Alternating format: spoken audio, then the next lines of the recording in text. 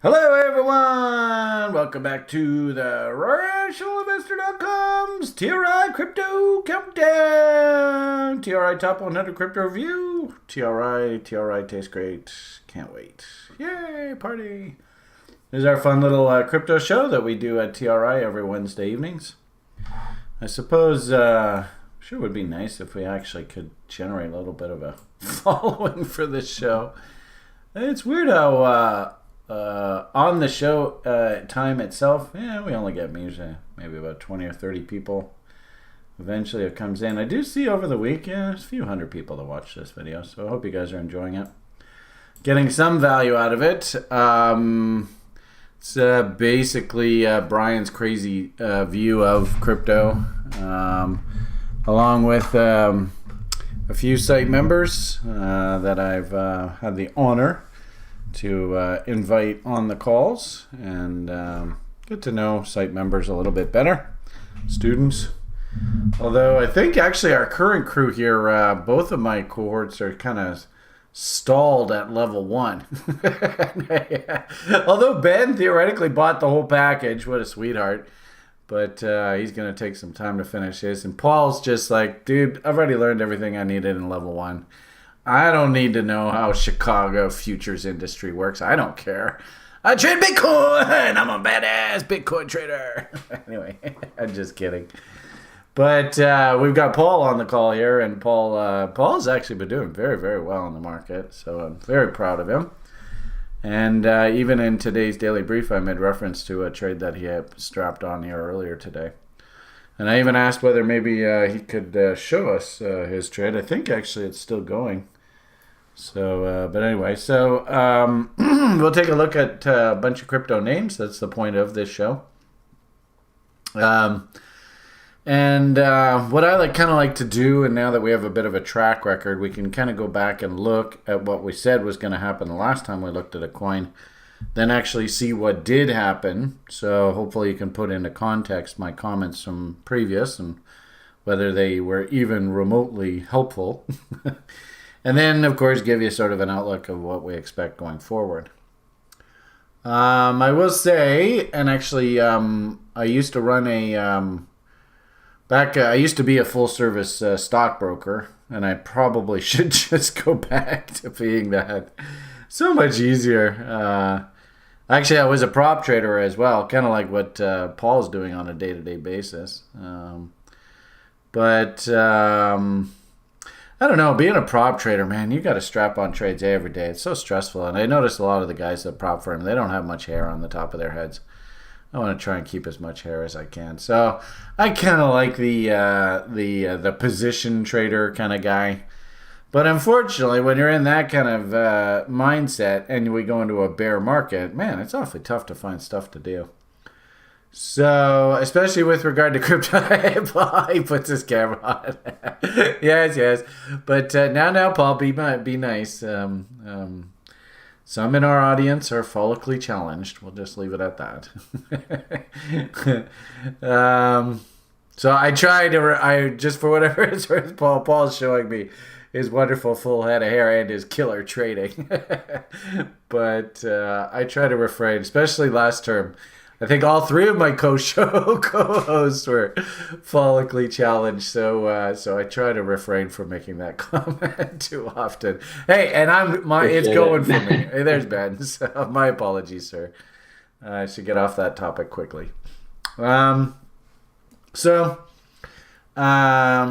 not really too jazzed about shorting unless I was trading futures contracts.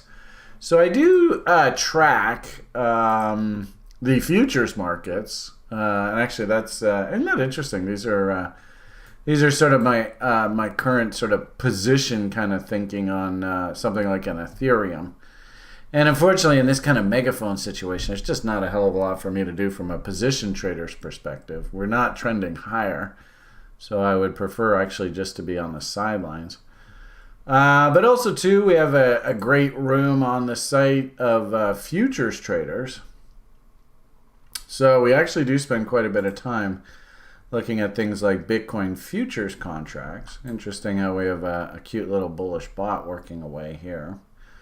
And these are very, very low time frame. Probably better to show you things like 4-hour chart probably shows what I'm talking about. So there is my sort of look on the ETH futures contracts, and I guess there would be my look on the Bitcoin futures contracts. And you notice there's a bit of a reoccurring theme here with all these megaphones right now.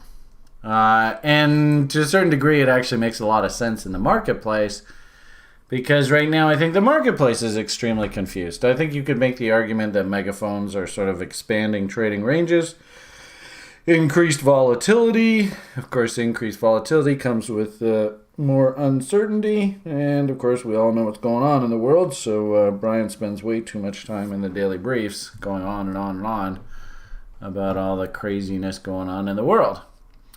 So I guess it kind of makes sense. In the short term, if I understand correctly, we have a FOMC announcement coming out. I think it's either early first week of May or it's the second week of May. But this is a much anticipated meeting, in that the money masters, I don't know what we call them. Actually, where's my news? They are, and I just wanted to pull up the economic calendar so I can show you. Where are we here? I think it's next week. Dates. I don't know how you do this. Next week, tomorrow, today, recent, next month, I guess. May, where is FOMC? God, I can't believe we're already into May, eh? Oh, well, anyway, I suppose I can find it here. But the point is FOMC is having their much anticipated rate meeting. And the scuttlebutt is that they're planning on raising interest rates substantially. And some people have even conjectured that to try and stop the Fed from actually raising interest rates, that's why you're actually seeing what's going on in Eastern Europe and stuff. But that's tinfoil hat kind of stuff. We don't need to go down there. I suppose before we go any further, we probably should just do introductions. Although I don't really, you know what we need actually? I've got, if any of you want to know sort of who I am, I do like this cute little picture thing. That's actually a great way to get to know me. That's me. So if anything, what I would love to do is Ben, if you are interested, maybe we'll go get that Fiverr guy. See if we can get like a picture of you from relatively recent. Maybe you can send it in. Somebody can do up a Fiverr sort of cartoon kind of image of you, and also same thing, Paul. That would be kind of fun to have of you guys. So if you're interested, maybe just let me know if that's something that interests you. Yeah, sounds fun. So that we can, maybe do like on our little crypto spreadsheet, maybe on here, right, we could have a picture of us in cartoon form. That'd be kind of fun. But point is, I'm Brian, and probably if you're watching this video, you know who I am, so I don't think I really need to do huge sort of introductions. But we also on the call have long-time show co-host. In fact, he's been here since day one. Derek and Nick have headed off into the sunset now. But Ben from Florida, how you doing today, Ben? Doing good. Yeah, happy to be here. Excellent. Getting settled into your new digs? Yeah. And how's the little one? My office is the last place to kind of get together, so it's a little bit of a mess in here, but the rest of it's coming together, so good for you. Excellent. Enjoying the sound of the alligators outside. Wow, they have like a calling or something? Yeah, probably a few weeks ago they were getting really loud coming into spring. I guess it's that time of year where the males sort of do their male thing, eh? Yeah, it sounds like Jurassic Park. It's oh, party. Yeah, in fact, what were we reading about Florida? recently. I guess. Do you hear much about things like the Disneyland people are at war with the government there, and they're gonna have to pay taxes now or something like that? I don't know. I did. I think I heard the latest with I think, is it Reedy Creek? There was some kind of a clause saying that they couldn't change their status until the liabilities to bond holders was paid off, which I think stands at about $1 billion. So if it was dissolved, that would be the onus would be on the state to pay that. Huh. So I don't think they're going to be in a hurry to do it. I think that's what they're kind of pushing back on at the moment. So I don't know if Hmm. they'll be successful with it, but Crazy politics. Anyway, yeah, I heard that if you want some cheap swampland, you're the guy to talk to. I don't know. that's Yeah, it. All right. Yeah. All right. And coming in from basically the other side of the world, holy hotspot, Batman. We won't tell you unless he wants to talk about it. We won't tell you where our other co-show host is coming from, but we've got Paul on the call tonight. Hello, Paul. Are you there?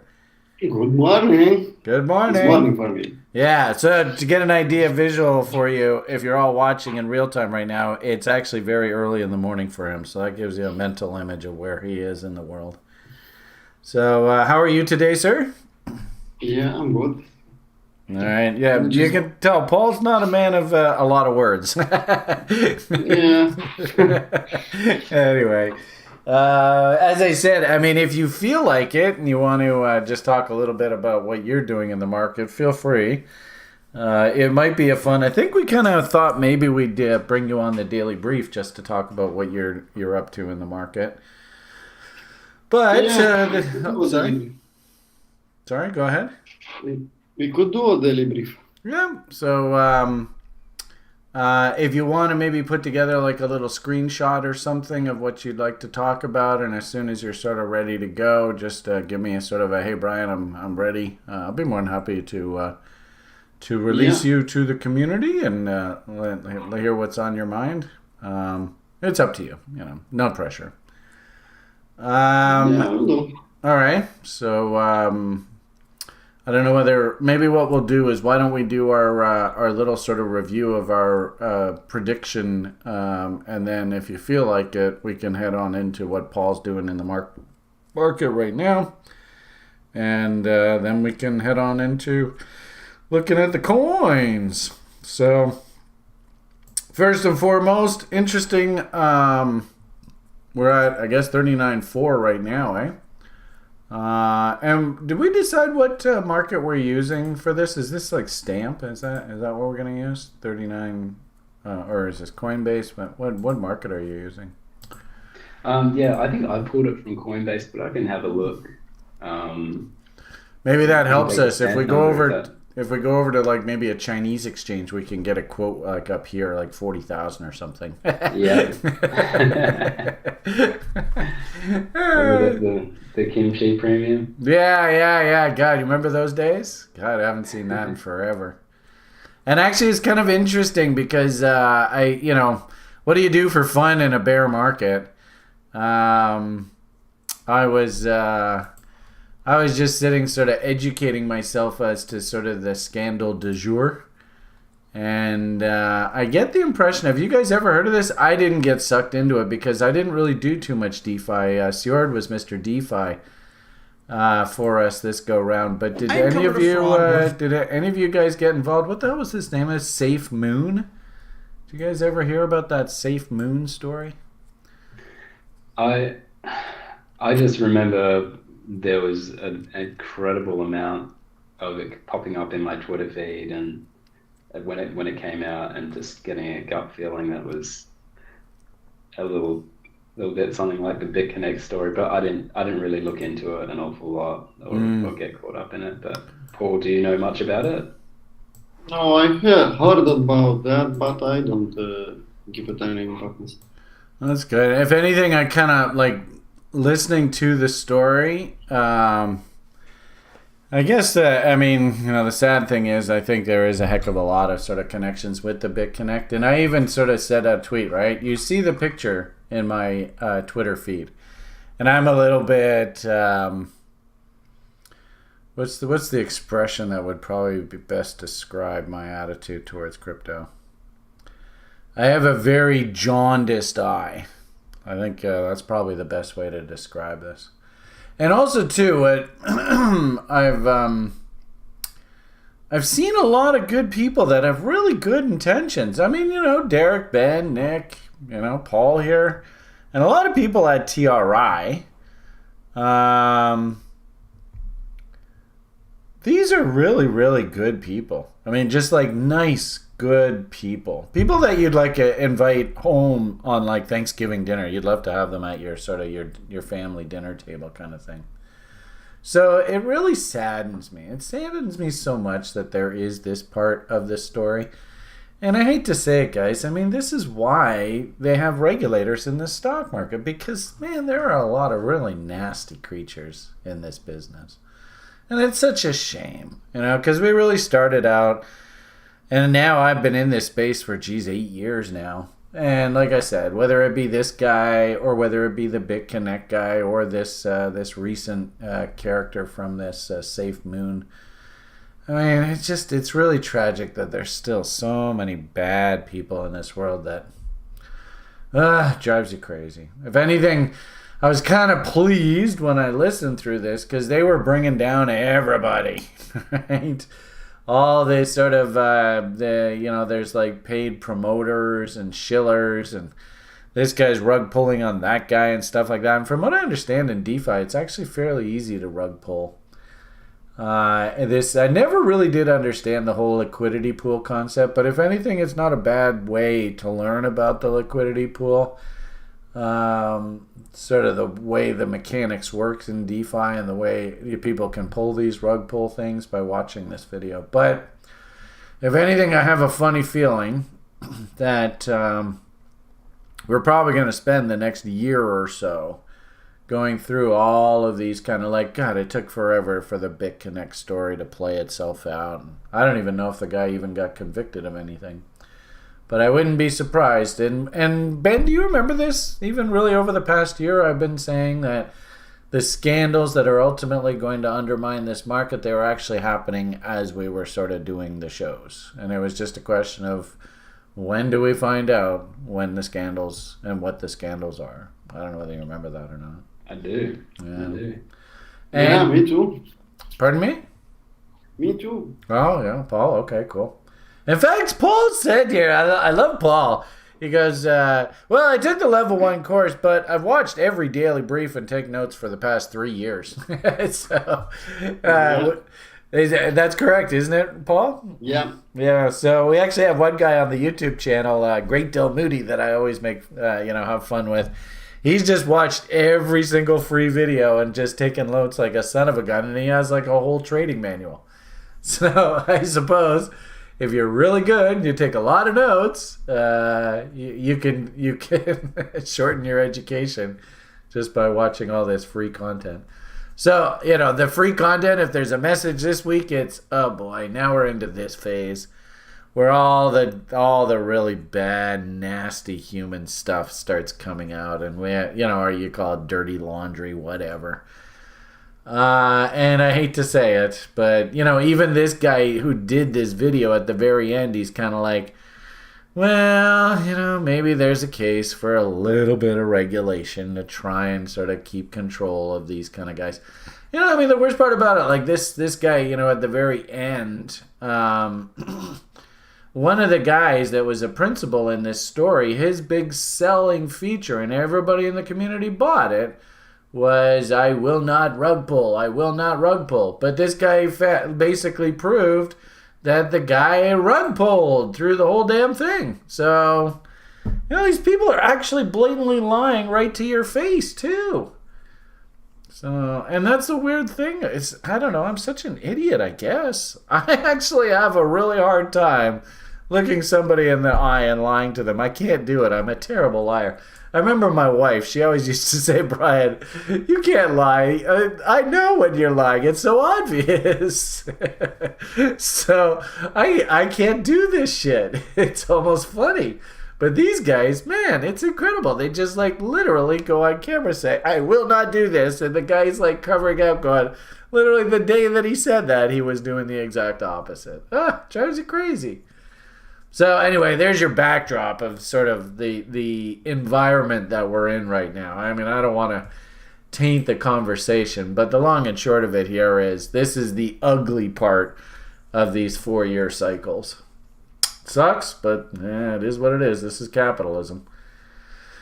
And actually, even just to sort of finish off that thought, it doesn't mean that Brian doesn't have shitty trading ideas. Trust me, I got plenty of shitty trading ideas. But what's more important as sort of a broker, and here's the one that I included in this video, because let's just call a spade. I'm not here saying, hey, I'm so much better than those guys, and hey, I just come to my channel and buy my course, and you're going to get stinking rich.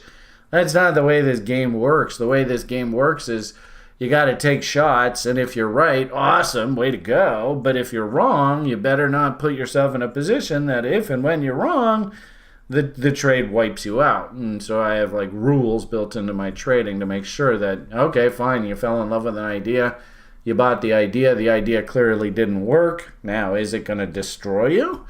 And it shouldn't. And that's why we sort of have rules about risk management when we trade. Problem with these kind of stories, if you put like 1, 2, 3% of your portfolio into one of these and it goes belly up, okay, well, so what? But, people come along and they put like basically all of their life savings into these darn things. And then they become emotionally invested in the idea because if it doesn't work, they're screwed. And they end up, it's just a long, slow, torturous slog that often ends up destroying people. Sucks about capitalism.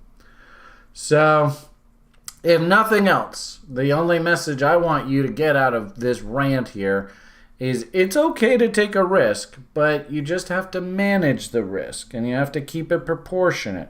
And you have to just accept the fact that you're not always going to be right. And so if and when you're wrong, how does it affect you? In fact, I even suggest to people that when you put a trade on, you assume that it's not going to work. So what's the outcome? Are you going to get stopped out? Have you taken such a small nibble that it's not really that big of a deal? If the thing goes off the board, like all those things, super important considerations before you ever put the trade on. So, food for thought for you there, everybody. As I sort of said there a moment ago, it's interesting that we have this fun little competition, and all 3 of our panelists completely missed the mark here. Way to go, team. But this is actually pretty tough, considering how volatile Bitcoin is. This is a pretty tough moving target. I'd be interested just to see what... If we actually did the percentage of the amount of weeks, how many weeks have we been doing this? How many weeks are you actually right? I bet you it's under 10, 20%. And it's a really good analogy that everybody's got an opinion. Everybody's entitled to their opinion because we live in free democratic societies, right? So, but that doesn't mean your opinion's worth anything. And often we're actually best served just trading our setups. And actually Paul here is a great analogy of that, where I used to work with this futures trader, Brandon, years and years and years ago. And his nickname was in the trading pits was Mountain Man. And if you ever saw a picture of him, you'd understand why. And he used to just trade 61.8 fibs religiously. And the cool thing is Paul really, that seems to have really resonated with him. And it's cool to watch Paul is our latest incantation of Mountain Man. Fascinating. Paul's making money from trading, not having an opinion, just hitting Mountain Man levels and, 2-to-1s, all that. But Paul is actually just about as good as Ben, Nick, and Derek and I at predicting what's going to happen. He was actually bullish, if I'm not mistaken. There's Paul. He was super bullish. So, go figure. From sort of least to best, looks like Ben was looking for a slightly up market. Paul was looking for an insanely uber market. We didn't get that. And Brian was looking for a neutral market. So what ends up happening, we actually get like the worst sort of percentage drop category that we could here. minus 5%. And so everybody was wrong. Way to go, everybody. Woohoo. Yeah, thank you. Good job. If anything, doing a great job just showing how much of the public we really are. And if anything, that's good, because this also, too, is a great analogy that nobody really has a crystal ball. I mean, you all think you do. But when you actually hold yourself to account and you go week by week by week, it's interesting how the truth, in a weird sort of way, the truth actually sets you free. So all of us should look at this and go, okay, but you know what? We're not going to get into the business of predicting what's going to happen. And you'll notice that if you ever watch CNBC or any of those kind of business channels, they will never, ever do this. Ever. Because they're just as wrong as we are. If anything, you should look at this and go, well, you know, at least these guys are honest, you know, at the very least. So anyway. Okay, so Paul, what do you think? Do you want to do a little presentation of what you got on the go right now, or do you need a few more minutes? Yeah, you want to share my screen? It's up to you, Chief. Whatever you feel like. You can send me a screenshot and I can put it on the screen. Yeah, you can I'll just send you a talk us through. screenshot. Or you can screen share and I can put the hangout, record the hangout. It's up to you, whatever you want. I'll send you a screenshot. All right. So let's see. Where are you going to send that to me? You're going to send it on the Rocket Chat thing on the site. I'll go into the room. With here I.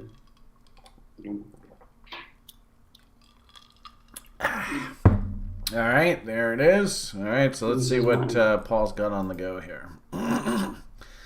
And you're going to have to sort of explain your logic. Why would you buy this, and what do you plan to get out of this? Well, that was interesting. I wasn't expecting that.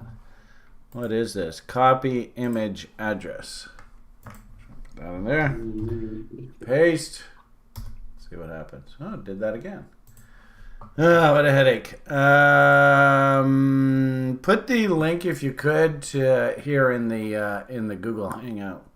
So when you do I'll just share my screen. It'll be more easier. All right, we'll do that. All right, so I'll stop presenting. Boom. So now you've got, and then we'll put you on full screen here. Change layout, spotlight. Man, I swear, if I ever hang up my broker's license, I could always get a job at Google being one of their show operators. I don't know whether that's the right term. All right, you got the screen, so I'm going to put myself on mute. Tell us what the hell you're doing in the market right now. Yeah, in the market I just do day trading usually. I also do swing trading. So was Easter last couple of days for me. Yesterday or today for you, I get back on day trading, and I just saw this trade. I put the indicators, I see a divergence on the MACD histogram. I see some potential divergence on the RSI. Really was stupid or oversold. Was a nice OBV divergence at the time I took the trade. And we have a nice channel. And the price just sits at the bottom of the channel. I see a 3-bar fractal. Exactly the place I want. And I took the trade. I risked of the bottom of the last week, and I put 2 to 1.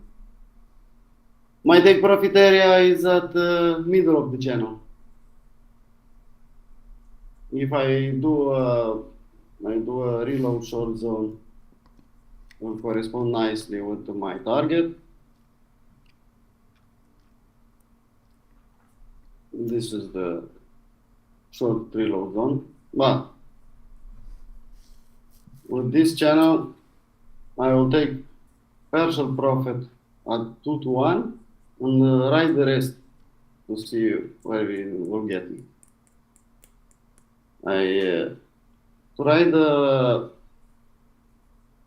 trade on, let's see, I have it, on Battle Station today. The Mountain Man, what you mentioned earlier, that was the level I have to hit, but at the time of the trade, I don't have any other reasons to hit that level. Usually, I look for confirmation on indicators. So at that time, there are no other reason for me to hit that level, so I don't hit it. And the market is touched the 61.8 and goes back up. Yeah, Murphy's Law. Yeah.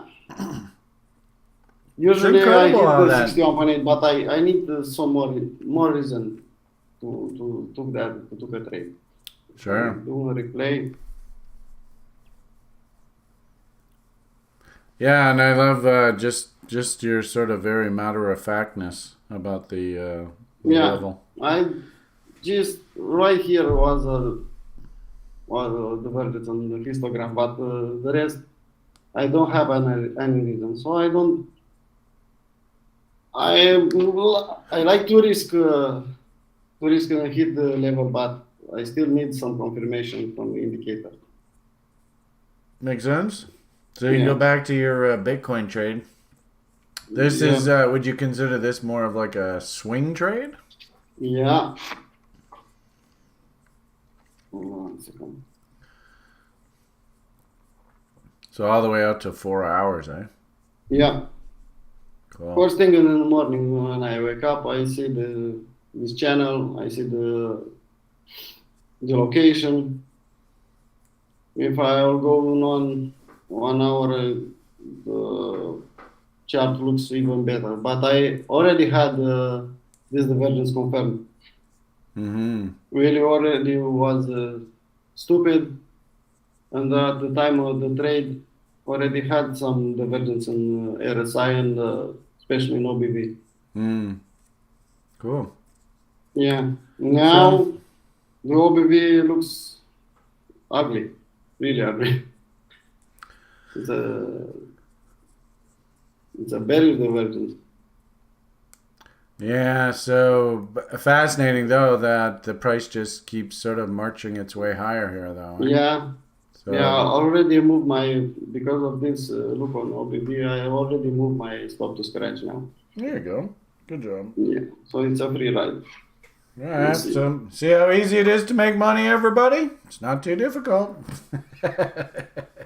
Easier said than done. Yeah. So, and just to give people an idea, because like I definitely consider you an OGer on the site because you're very casual and you're very comfortable in your methodology, and I don't ever hear you sort of getting overly the top excited. How long do you think working away on this, do you think it took yourself to get to the point where you're like, okay, I think I could do this on a daily basis? Yeah, I tried 1 year, one full year. One full year. Yeah, until I become profitable, consistently profitable. So that's definitely. Yeah, but I do trades every day. Yeah. Well, I like that. I like that. I mean, I think I always told everybody in the public that I used to have an old boss that got angry at me because it was just a menial job, and I said I was going to stay there for 1 year, and he's like, well, you don't even really know the job until you've been here 1 year, so we just took the year training you, and now you're leaving. Thanks. So what Paul there, I think, says makes perfect sense, that you're going to have to be banging away at this probably for a full year for you to get your sort of head around this trader's life.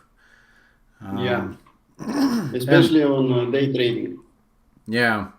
Day trading is, you have to hit the level. You have the opportunity, you take it. Because market is too quick. If you swing trade or position trading or a little old lady, yeah, you have all the time in the world to take a trade. But on day trading is something else. It's very quick. Good. Last year I used a template on 3 minute chart, and I took usually 5-8 trades a day. Oh, wow, that's active. Yeah, Good for you. yeah, but that's why you become experienced. That's how you learn fast. I And have journaled more than 1,000 trades. 1,000 trades, eh? Yeah, Wow. There you go. That's probably a good reference for all of you to keep in mind. yeah. I still have the spreadsheets. It's private, but I have them. Good, good. So, you don't have to be specific, but you want to tell these good people the general vocation that you came from before you were a trader? Yeah, yeah, I'll tell them. I was a policeman for 16 years. So there you go, folks. Hey, if a cop could do this, anybody can do this. Yeah. Thanks, Brian. Thanks. Thank you. I'm just kidding. But it just goes to show anybody can do this. But you better have Money, professionalism. puts to work. You better have discipline. You better be able to control yourself.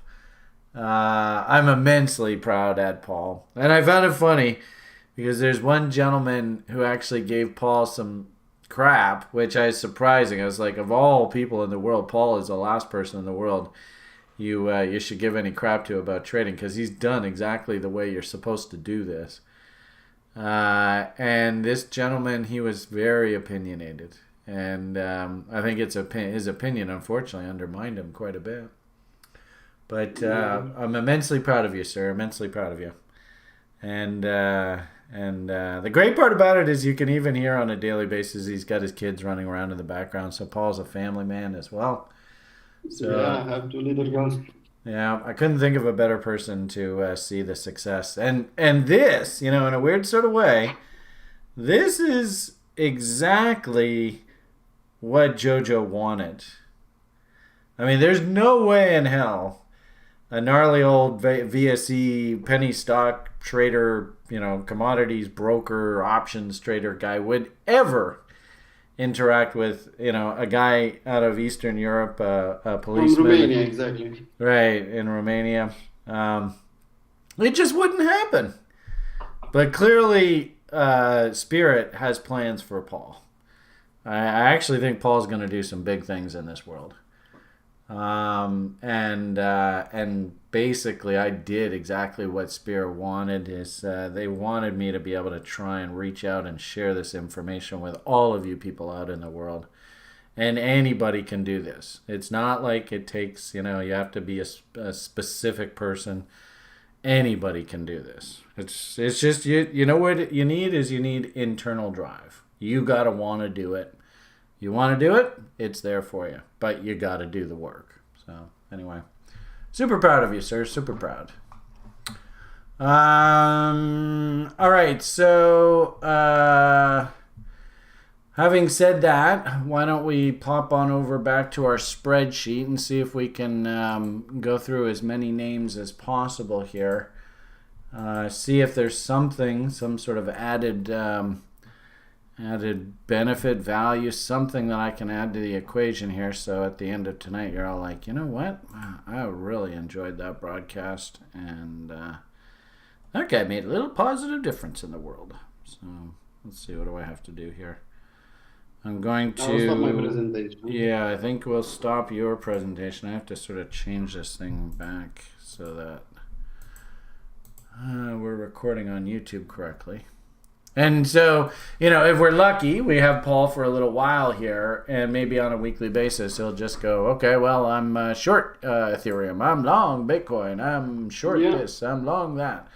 And you just you get to see over time what a professional trader does on a fairly regular basis.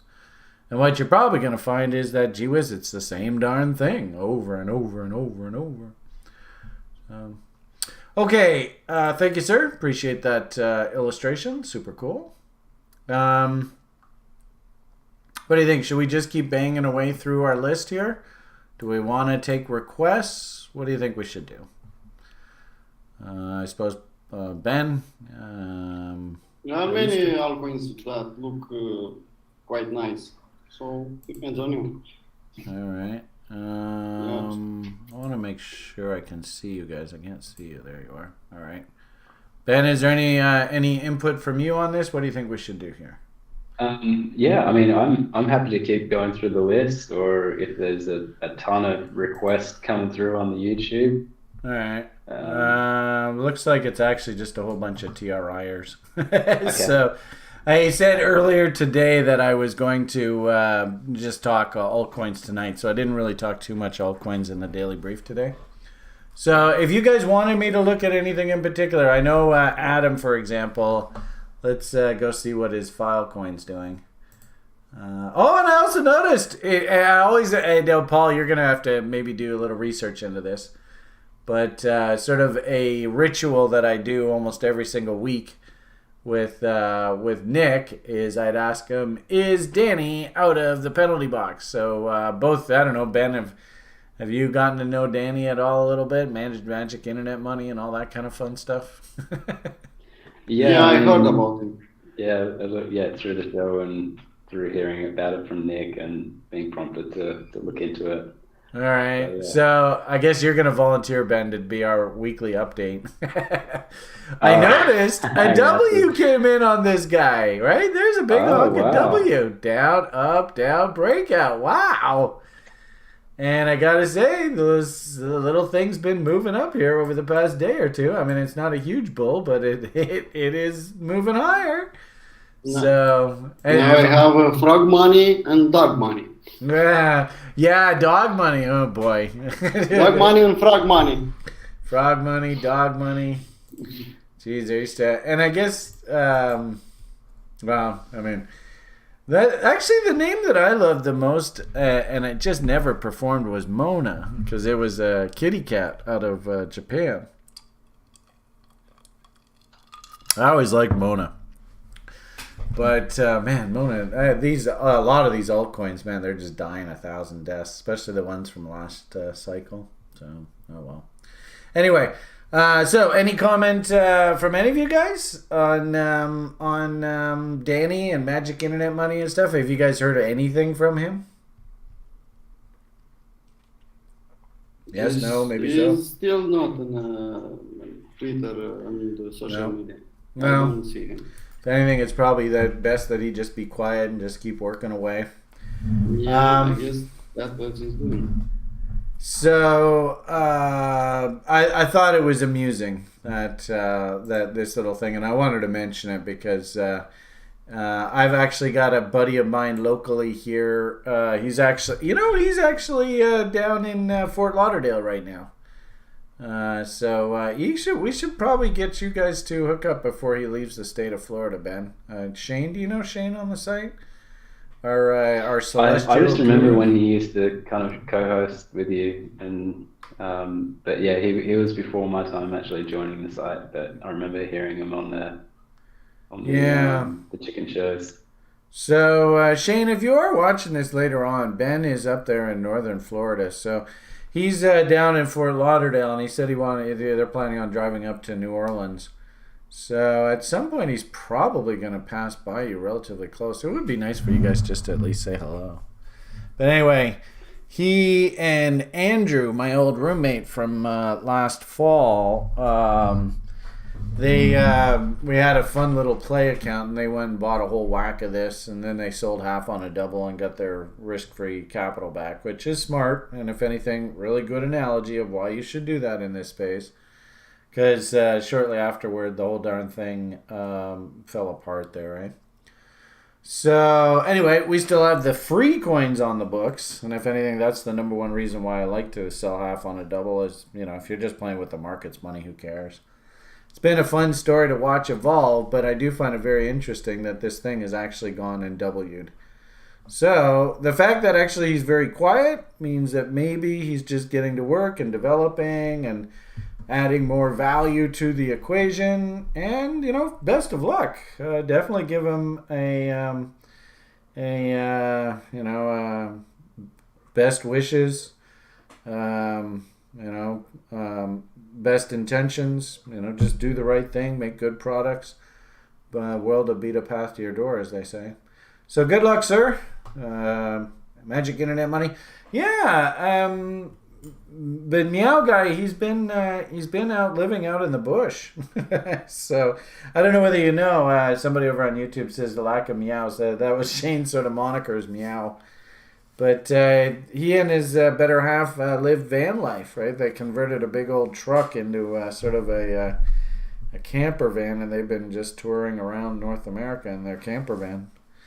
And just getting reliable internet for him, he just steals Wi-Fi wherever he can. So that's how we saw him yesterday.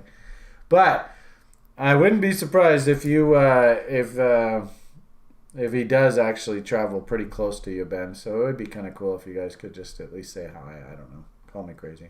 Yeah, I'll drop him a message on the. Yeah, I'll remind him. Okay, so let's get to the list. Ecomi, this looks blank, so I guess we'll just pass this. I'm not quite sure what that is. LEO token to Leo. And Paul, this is where I'm going to need your help if you haven't done this before. I don't really know the fundamental stories of these things, what the coins are used for, who the developers are, where the projects are going, and all that kind of stuff. So, if you want to ahead of time, just sort of, at best, maybe I can get through a half a dozen of these dozen. You want to just familiarize yourself, maybe go on CoinGecko or something ahead of the show or whatever, and just get an idea of what these guys are doing. It would help the conversation out a bit. But yeah, will do. All right. Eventually, some news for the next week. Okay. On the coins. Thanks, man. Yeah. Appreciate it. And also too, open invitation. Usually I have 3 co-hosts, and Nick is in the process of moving, and he said he was going to be MIA. Nick might pop back in and out. Derek did bow out, so I don't know whether we'll see too much of Derek here in the near future. So we do have an open seat. Any TRI OGers? Well, really, I would say, considering both of my co-hosts are in the level 1 program, at most, I would say if you're at least in the level 1 program, and you do have some, sort of crypto background knowledge, and especially if you fancy DeFi and you can understand the language, feel free to reach out. Love to have another participant on the show. Try to keep Brian honest. All right, so I guess this was our chart from last show. It was pretty straightforward. I mean, here you can see there's Paul in there buying 61.8 like a madman. So, even, what's this? This is 6-8, almost a year ago. There he is. Just darn mountain man level. And I would imagine if Paul was swing trading, he probably would have taken a bit of profit on that rally. So, if you watch the channel, if you watch the stream, if you watch the daily briefs, and kind of like if you listen to Paul and hang out in our day trading room, you'll hear lots and lots of references to 61.8. It's a real good trader level. Quite often, just like this image, you see that the market actually snaps back off of 61.8, but then eventually, if this is still a bear, it'll come back down and trade down to my favorite fib, 78.6. So just on first blush, if somebody asked me what I thought was going to happen, I would say this is an A, B, C, D, and we actually need to work our way back down to this sort of 88.6 to 78.6 right against this POC and actually fill in all this profile. So let's go see what the hell actually happened. Probably exact opposite, but what the hell. So this is LEO US dollars on Phoenix. So not Binance. Yeah, where the hell are we going to see this? I guess we can put this away. I just wanted to keep that open just so you guys could see that. LEO USDT on Phoenix. I guess that's one of these. No. There's Binance. Nope. Okay, I did something wrong here. Hold on.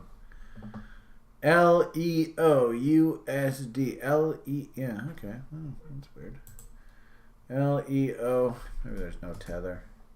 Oh, there you go. Okay. So let's see what we got. Oh, big pop up there. All right. So, oh, interesting. Oh, so we never did get any further breakdown. There is that Mountain Man 61.8 tag. Came back down, hit that level again, and then turned back up and actually confirmed a big wide W here. So go figure. No ABCD. In fact, probably a good sign. In fact, if I was one of those trader guys, probably something like boobity boo. And then boobity boo. So it did 33, didn't go beyond 66. So clone that off of those lows. Then throw on the bot trade levels, and oh, what a surprise. 25% is the entry, is the actual W. So fascinating. There's a really good example where actually this thing resolved bullishly, and it gave you quite a few opportunities to try and get in off that 25 level.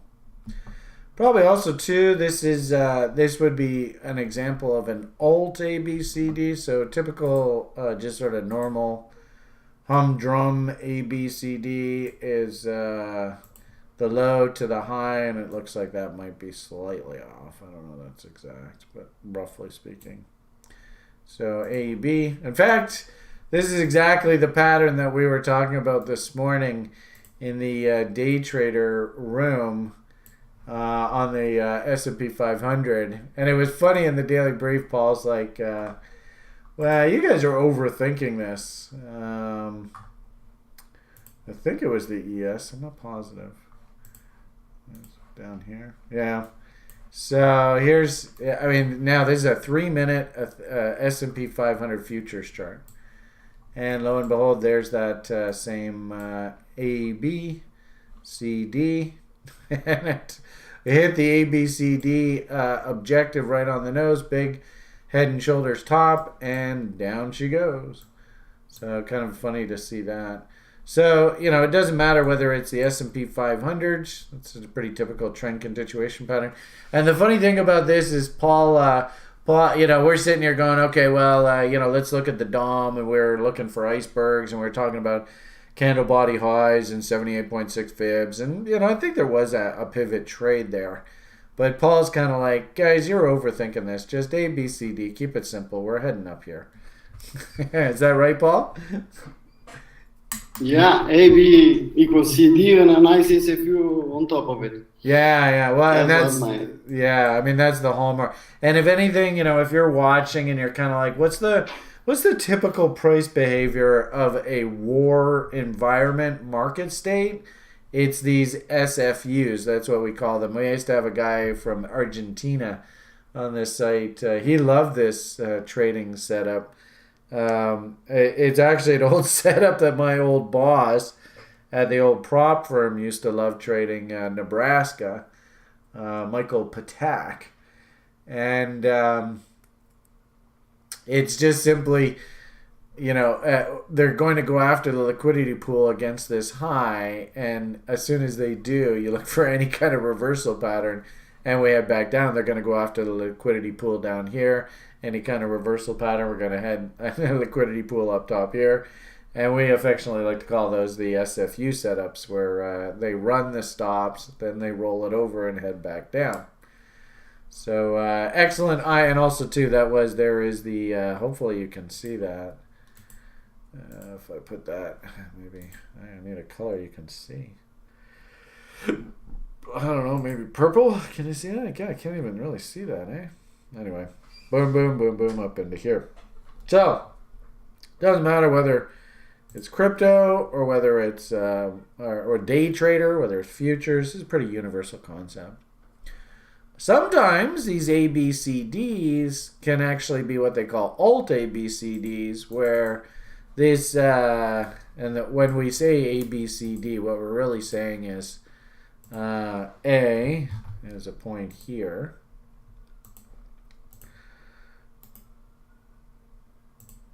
B is up here. C is right here. And D is right. Whoops. Let's try that again. D is up here. Sometimes in this D point is called a potential reversal zone, PRZ.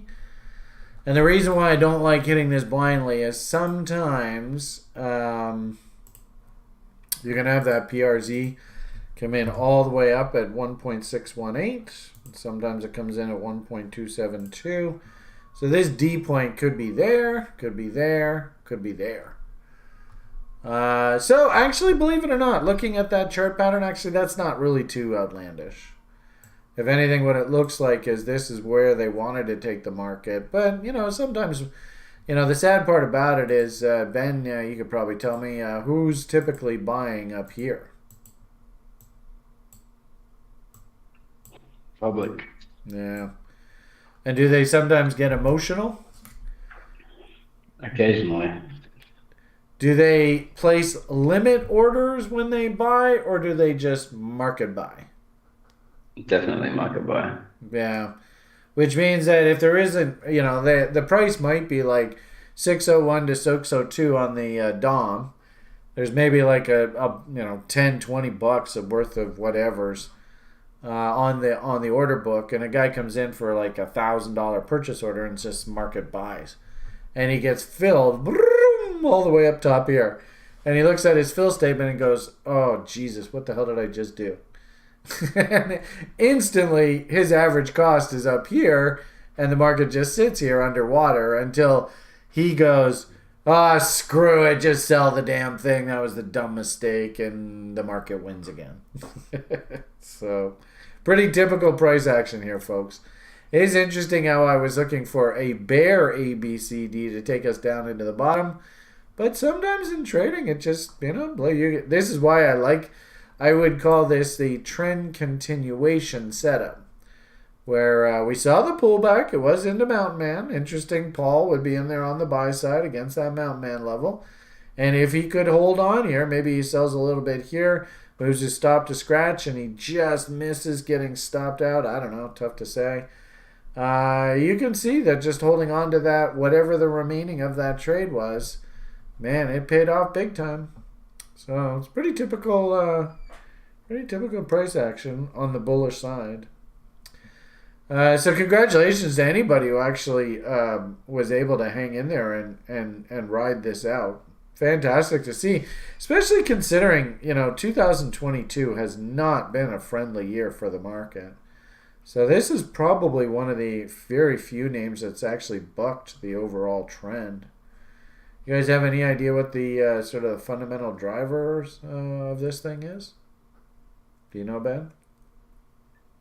I know it's the utility token for Bitfinex, so the iFinex ecosystem, where people can use it to save money on trading fees and stuff like that.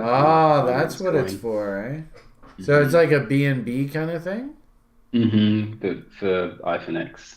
And I think Trex also has something along those lines too, don't they? Actually, I think, isn't that interesting? Remember we had this system spat up a buy signal on that other exchange token for like Howdy, eh?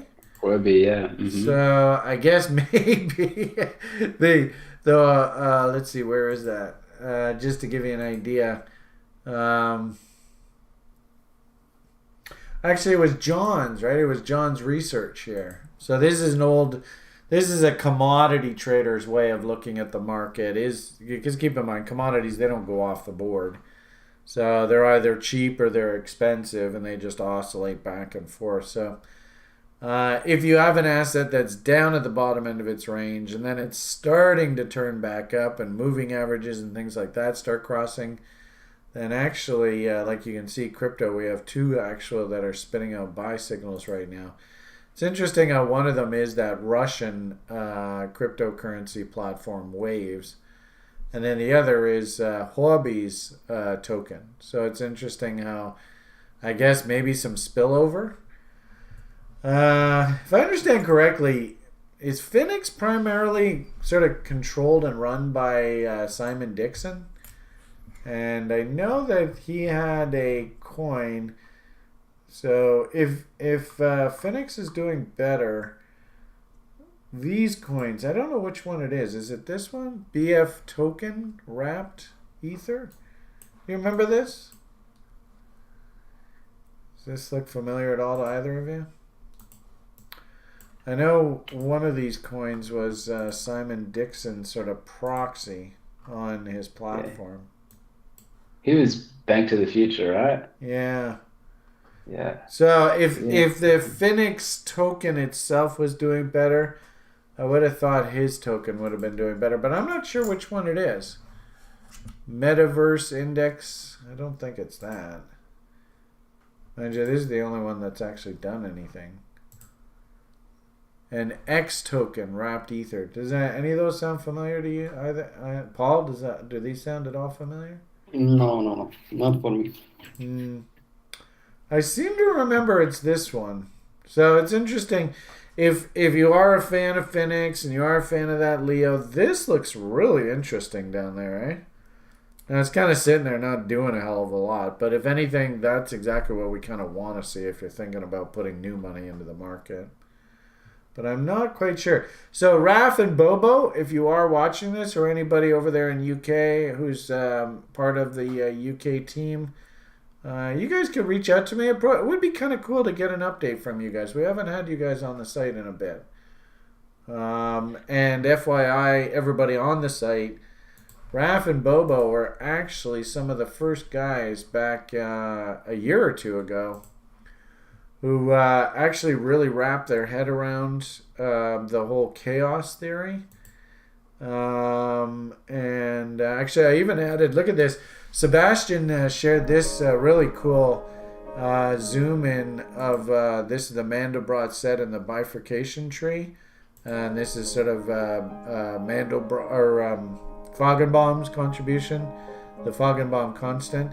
So it's kind of cool how you can see that's Feigenbaum math.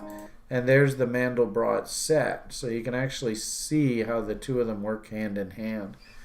So that's an added sort of video we just added to the site. Thank you, Seb, if you're watching this later on. I was super impressed with that. But Raf and Bobo actually did, and I think it was a daily brief special in here. Where are you, Raf and Bobo? Anyway, I could have sworn I had them. Yeah, here we are. Bobo and Raf Chaos level presentation. So these guys are so proud of these two guys. So, if you are a site member and you want to get to know Raf and Bobo a little bit better, in fact, actually, that's probably me just blabbing away. Where are they? I don't know. I guess right. Looks like right about there. Hey, there they are. So, wow, look at that. That was March 2020. Remember that? God, that was just when the poop started to hit the fan. Can you believe that's 2 years ago? Wow. Anyway, so they did some great work with Chaos. So if you wanted to check that out, site members, that's definitely worth checking out. So, in fact, we just recently had a Daily Brief special. Marat did a great presentation, and Paul here says he has the spreadsheet document from that presentation. Thanks, Paul. So if you are on the site, or if you're watching this video, haven't seen it in a while, go check out Raf and Bobo's presentation on Chaos. Then also for fun, Marat just did a really cool presentation. Maybe we can add the spreadsheet into that document you just made reference to, Paul. Okay, anyway, that's a terrible shill for the site. Sorry, everyone. Totally off topic. Okay, back to what we're supposed to be doing. Problem Hey, is, Brian, I something can't. like, Oh, I'm sorry, Ben. could I just ask a quick question? Like that BF token, Yeah. that would probably be too small of a market cap to register on, like John's scraping data. Would Good that be point. correct? Yeah, I Would would that be probably something that you'd imagine. have to do manually? I think, Do you well, want first to? and foremost, right, when there's wrapped ether and all this stuff, I think this is actually DeFi. Right, and it's versus So, Ethereum rather than yeah. dollars. Yeah. So I think John's script, I think it just pretty much covers like the top 100 kind of idea. I think what Sure. he does is he goes to like Binance and he just gets sort of the top 100 coins. Just kind of interesting that this FTX would jump out there, right? Because you can see everything else. So there's isn't that funny? There's that Leo. Ah. So it's FTX, right? So Mhm. interesting. That's the only FTX things. Oh, there's another one. OKB. I have no idea what the hell that is. But interesting how the Leo, and I'd have to agree with this. Leo gets a meh. I mean, at least it's not a short, eh? Like the other day, I thought it was interesting how. In fact, let's see, is Luna still? Because Luna got whacked here recently. So, no, Luna actually came up on this sort of hunting shorts list, which was a bit surprising. But it was so expensive, I could understand why. But just back to our story here. The problem with this coin now is, Brian's a cheap ass. I mean, that's half of we all. Oh, there it is. There, sorry. How on earth can I justify coming in and buying that there? I can't. It's probably half the reason why I said I couldn't buy this here, because it was just it's above reload zones. Brian, he loves his cheap ass names. So I couldn't come and buy that there. If anything, what sucks is if I did want to buy, I would take that high back to that low, and then I would just do a reload zone, and I'd say, all right, this is where I can start shopping, right down in that area there. Which, ironically enough, it's pretty cliche because really all this is saying is it's just going to come right back down against the original W. Right, there's 78.6. There was that original low that we were looking at there before. So Paul buys at 61.8. He enjoys a great rally there. Brian buys at 78.6, almost exactly the same level that Paul's in. So not a big surprise. Anyway, so if I wanted to buy, it would be right down in here. Can't touch that there. Now, this could be, especially, in crypto. No, these things aren't manipulated, are they? This might just be a pit stop along the way. Where 33, 66. So if you were a bull and you were like, well, Brian, but these guys got so much on the hopper. They got this project coming down the pike. They got this project coming down the pike. I want to get in. There's got to be a way for me to get in. Well, that would be trend continuations, thinking for another leg higher. So I'd be watching this 650 level like a hawk, and I think it's kind of interesting because, in essence, you can see there's a heck of a war going on here, eh? Down, up, down, up, down, up. So I'd basically call that a trading range. So you want to go in and, probably against that low there, would probably be the best risk. You want to go in and buy that and risk to there. You can see the market is setting that up. One low, two lows. Call that a third low. If we turned up through there, maybe you could work with that. Kind of like what Paul was saying there earlier. Not a bad idea to have some indicators sort of backing you up. Sort of the second rule of what we like to have in our trade setups. I tell you, the one good thing about Paul is that, he bought the Kool-Aid. He just does exactly what the program teaches. And, he does well. So, I've said repeatedly, you want to make this as easy as possible. Just follow the 3-step: location, indicator, confirmation, market structure, go. So, could you, if this thing ticks up here, is that W going to confirm? It's okay. It's not really that great. I would say indicators don't look terrible here. You don't want to see a bearish divergence, right? So the one thing you would not want to see here is if price, say, worked its way up and you were making higher highs, but you saw your indicators were actually making lower highs. That would be a bad sign. And I've seen a number of cryptocurrencies do that recently. And they've started to break down a little bit. You know, and also, too, the context of the broader market is kind of crappy right now. So that's probably the only thing out of the indicators that would give me a bit of pause is if we actually did start to see bear divs. But I don't see anything like that just yet. I suppose if they did push this thing up like this, right, but we just didn't get any push here, and this next high would be lower than that high, then it would be kind of like, okay, well, maybe that gives me pause. So probably, you know, like a trader's life. I would probably say, you know, just a simple overview. What do you want to think about this right now? I'd say not value. You're not value hunting here whatsoever. Location, okay for bot. Like if you wanted to put on the spreadsheet, yes, bracket bot. But I wouldn't say that this is a good value play. There's no reload zone play here at all. Indicator confirmation, I'm not really getting any signal one way or the other there. They actually look pretty neutral as far as I'm concerned. And I don't really have enough price structure to justify actually pulling the trigger.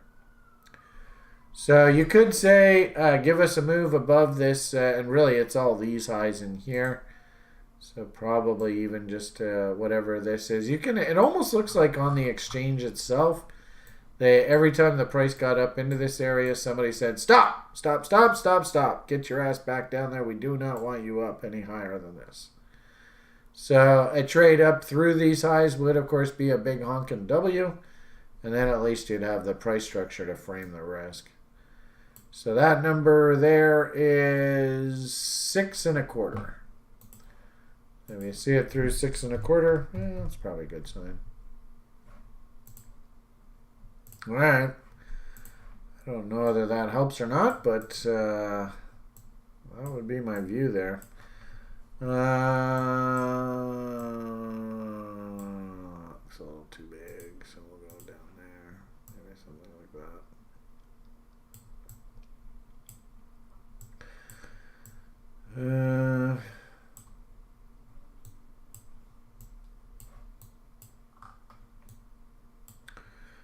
Okay, so let's...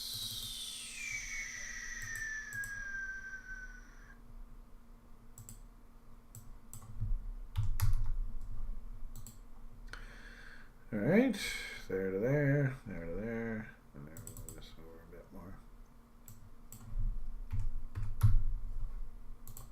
All right.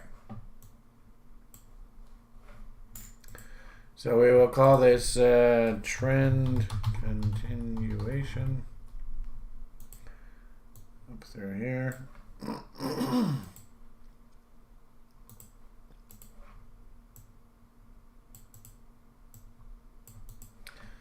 And we will say value down here.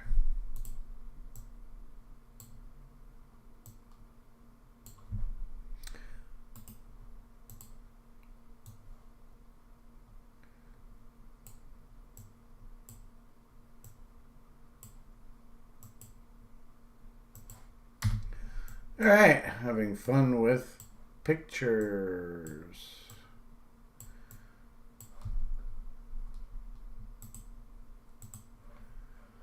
Okay, so I guess we'll put this not there. We will put this here. Ah, I'll fudge. I always do that.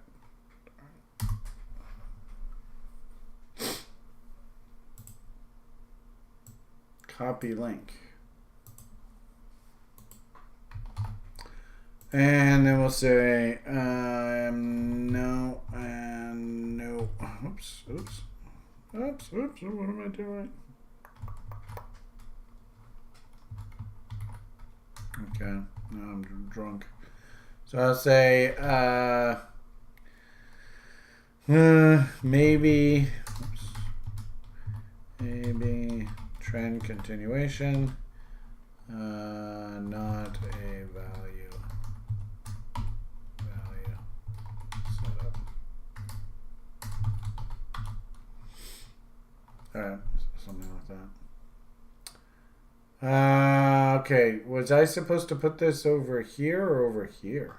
Oh, jeez. I guess That's good. right here's fine. Alright. Yeah. Decentraland! Isn't that funny? So, the whole purpose of why I did this show way back when was I wanted to try and get a booth up and running on Decentraland.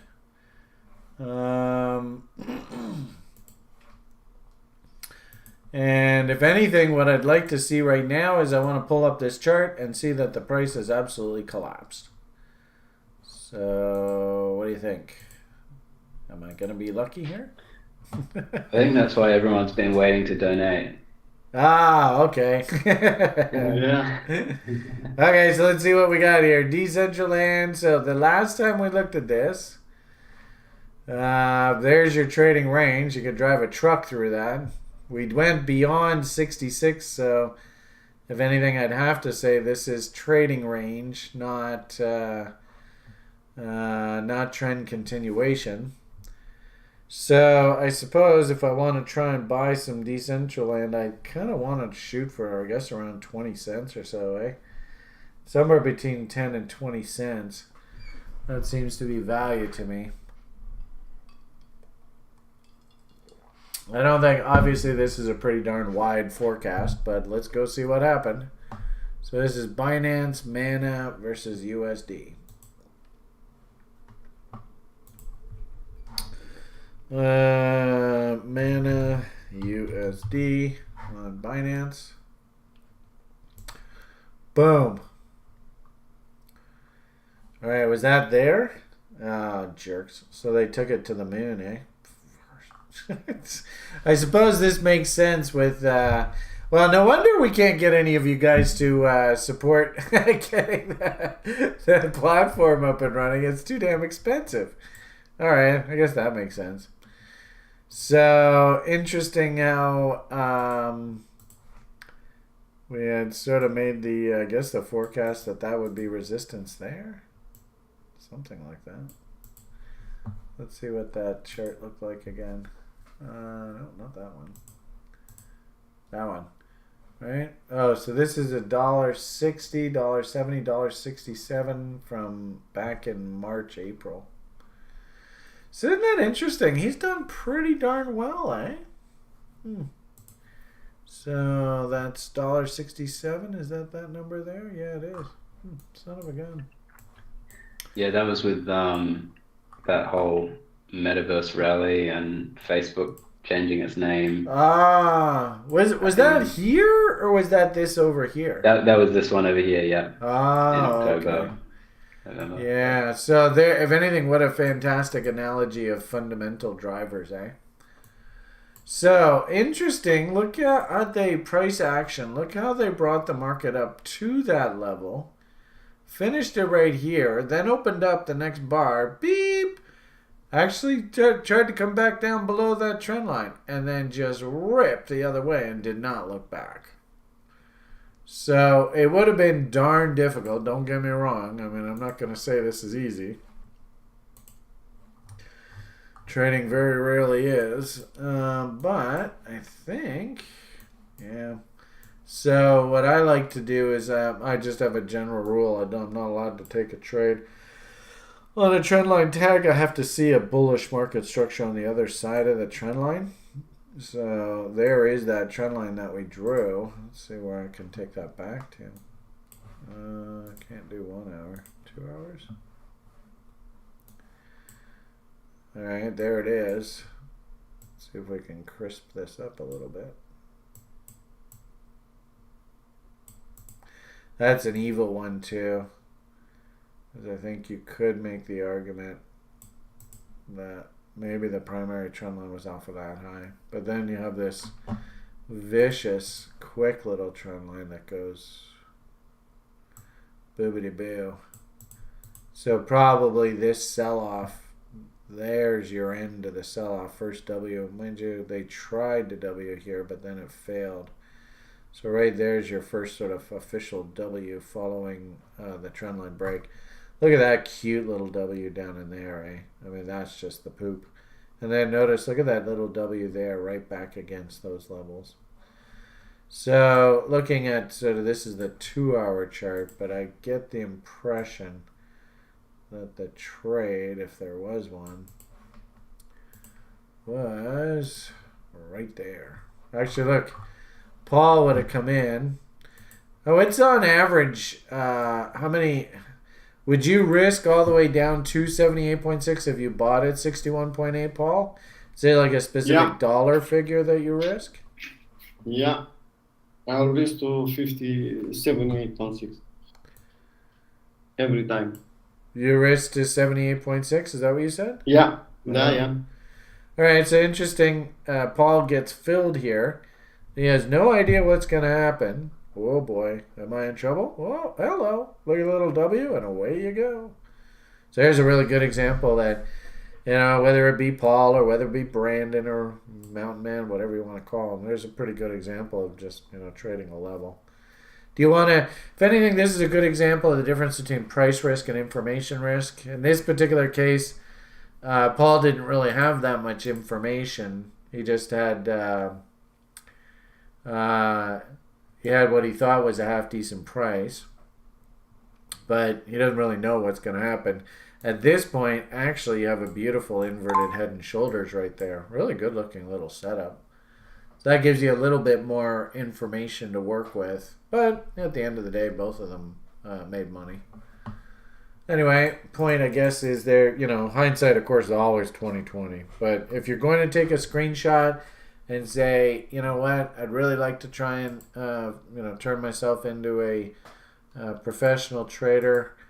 This is a pretty good example. You know, just all you got to do is just print this out, put it on your wall, right beside your computer. Don't overthink this. And really, you're going to draw your reload zones, and you're just going to simply say, and what do you think the odds are that on this move to this head here, it actually creates a momentum divergence? I'd say pretty darn good. There it is. Right, you can see low, higher low, Willie stupid. I mean that. Okay, I mean just really simply put, I'm here to help all of you. Seriously, I'm here to help all of you. This is the. I don't have much to offer in this world, everybody. You know, you all know my story, but that's what you're here to learn. It's just as simple as that, guys. That is exactly what you're here to learn. So it's actually a really pretty chart. I'm going to put that in the lounge. Not quite sure how to do it on the YouTube so people watching later on can actually see, but that is so pretty. I mean, you could some guy could teach a course off of that. That's incredible how perfectly articulated that is. Anyway, so that's where you were supposed to buy. Let's go out to what the hell's happening now. So that was down in here, right? So the break of the trend line off of here. This trend line up top, you probably could have even used this level here as a target, because that looks like that's probably a reload zone off of that range. So yeah, in fact, actually, Paul would probably even be thinking about shorting that. I don't know, maybe yes, maybe no. I won't speak for him. I bought it at 95 cents. You bought it after the news. Oh, okay. Right, where's 95 cents? $4 price. Well, that's not bad. 95 cents. That's right in there. That's a pretty good looking W in there. So that's not bad. So, you know, could you get in on that insane killer lower time frame trade? You know, it's up to you and your plan. It is interesting looking at this daily chart, right? We can zoom out to there and notice, hey, there's Paul. In fact, Paul, I don't know. I think Paul's getting a little slack. Paul should have been all along this thing from what? 64, 65 and a half cents there, eh? So, anyway, I'm just kidding. But there's another great example of Mountain Man tag and then reversal, eh?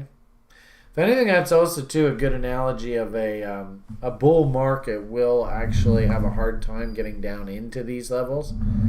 Like a really strong bull market would just stop at Collins pump chaser zone and then continue on its way. But nonetheless, not a bad looking setup. Don't know whether this went beyond 66. This is, I think, probably like bot setups. This is where, you're a trader, you're an artist, nothing's written in stone in this business. Brian doesn't want to see lower than 66%. You can see it came down into that level, then started Wing out. Could you still hunt this bot long entry? It's not a terrible idea. Notice, look at that. I mean, quite cliche. And this is one reason why I do like trading with the bot, is you will often find that the market actually sets the trade up for you. Just makes it nice and easy. So, could you justify getting in there? Interesting. Look where the target is. So the target is that basically the 78.6, the trend line tag. So there's probably a bunch of people that did take some profits in here. This is probably also a good example. You don't necessarily have to sell everything. Maybe sell 80% of it. Just let the other 20% see where the hell it goes. Because it's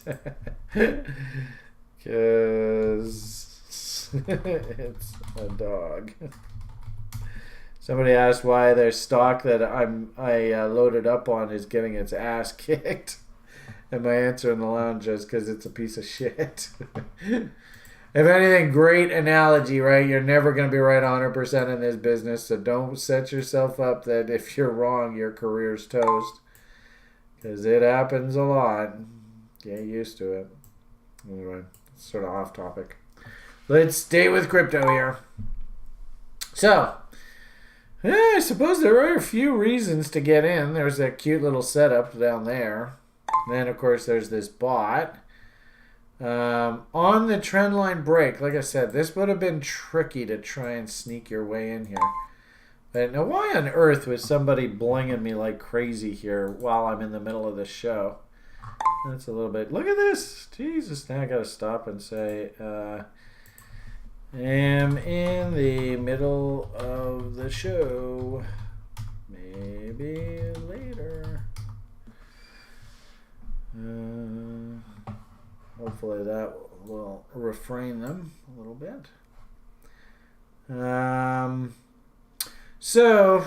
god, that would have been tough to sneak in there. Because this is, well, I guess that was the daily chart, right? I wanted to show you if there was some way to sneak in off of that trendline break.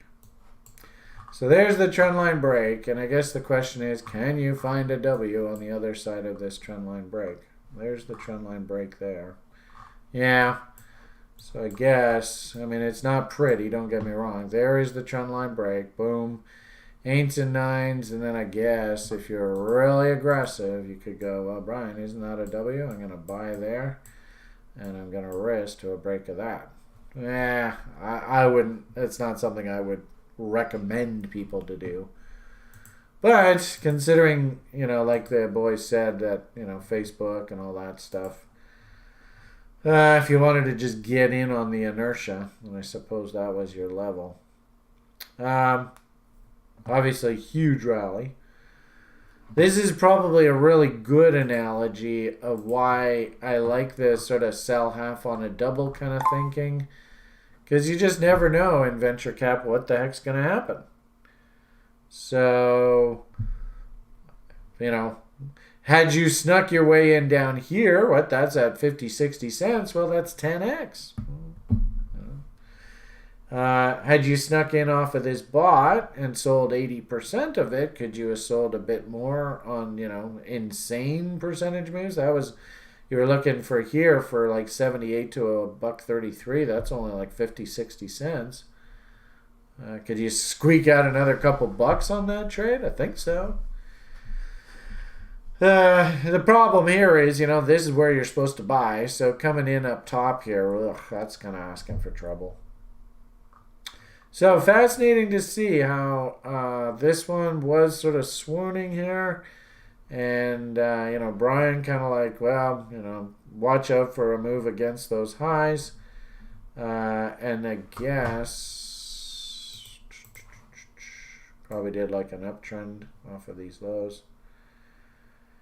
So watch for the trade against there. We did come against the bottom end of the range. We did go up against the top end of the range. And then we blasted off to the moon. So I'm not quite sure if I actually sold any more of this into that rally. I guess I probably did. That was back at the end of the year. Actually, I'd be just curious to see. Just give me a second here. Mana. So it looks like I was trying to sell some more, and this is versus Bitcoin. 12265. So maybe that's the next level up.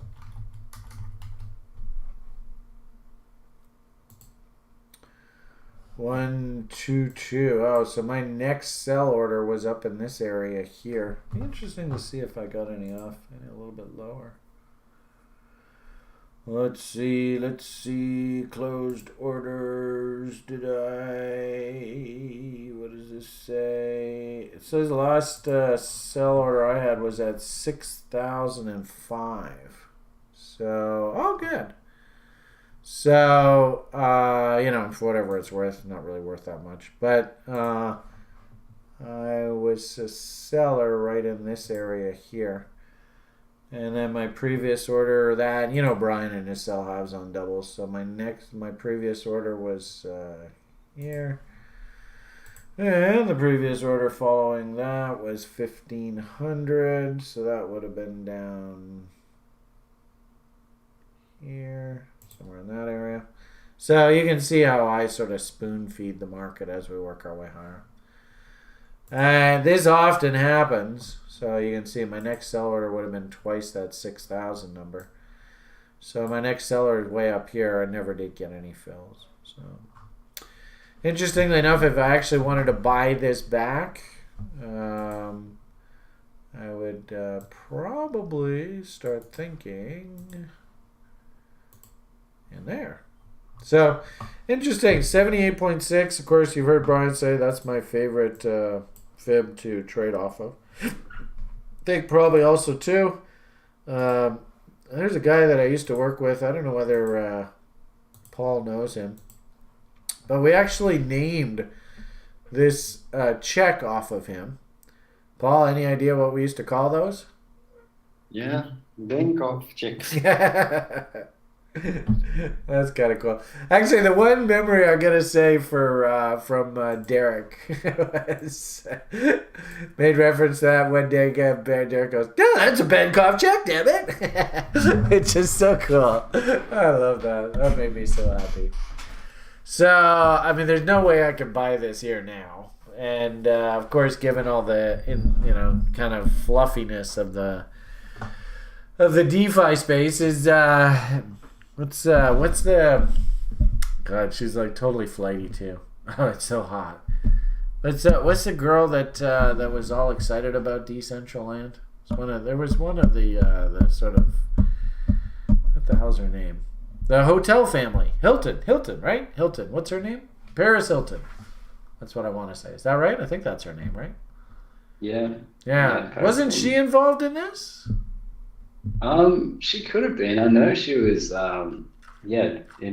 Had a finger in a few pies of like different projects. All right. And NFT projects. That's it. Yeah, she was on the talk show. I think she was part of a developer team, wasn't she? Wasn't she on a developer team? Yeah, I think she was on the board of a couple of projects. I remember there's one video from like 3 or 4 years ago, and I mean, I gotta say, cryptocurrency coin developers, they're cute, especially when they're around like sort of like hot chicks kind of thing. It's so funny watching them, the way that they act. They're typical sort of junior high. It's almost adorable. Of which I'm probably exactly like them. So, all our female site members are like Brian, a 12-year-old mentality. Anyway, I guess is the sort of the hype, is it dying down for Decentraland? This chart kind of would lead me to believe that it is. I don't know. Yeah, I think I personally kind of felt like the hype of the whole story around the metaverse Yeah. in particular was built around, I don't know, like almost like a buy the rumors, sell the news when Meta had its big name change. That's Um, probably there. It'd be interesting to see because didn't he just have earnings? So it'd be interesting to see what he's doing after hours. 207. yeah, So yeah. I remember looking at on Finviz a lot of the stock selling leading up to that, and Mark Zuckerberg seemed to be letting go of quite a bit really selling. going into that. Yeah. That's interesting. And, That's a bit surprising considering that he's basically like totally turned the direction of the ship, eh? So maybe he still has quite a bit. Let's see what we got here. The lawyer there. That's who's getting out right now. Jennifer Newstead, Stead, something like that. Look at that, chief legal officer. Sell, get me the fuck out of here. Oh yeah, huge amount of shares. It's not really that much stock. Anyway, looks like she could probably go afford a nice summer vacation in the Hamptons, though. So good for you, Jennifer. But where's your buddy?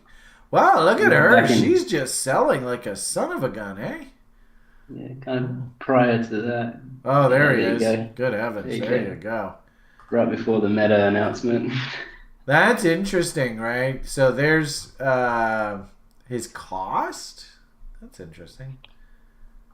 That must be the price that he sold at. So actually, geez, I guess almost about, 50% higher than where we are currently, eh? And he's probably looking at her going, "You're selling there? What are you, a fool?" So anyway, interesting. So he was letting a bit of stock go. And this is probably the most interesting thing. The number of shares total. What the hell does that mean? Value in dollars. Jesus, look at all these transactions. Tens of millions of dollars. Anyway, it is what it is. I'm not quite sure how to interpret that, considering like it's saying that he doesn't have any zero. I don't know what that means.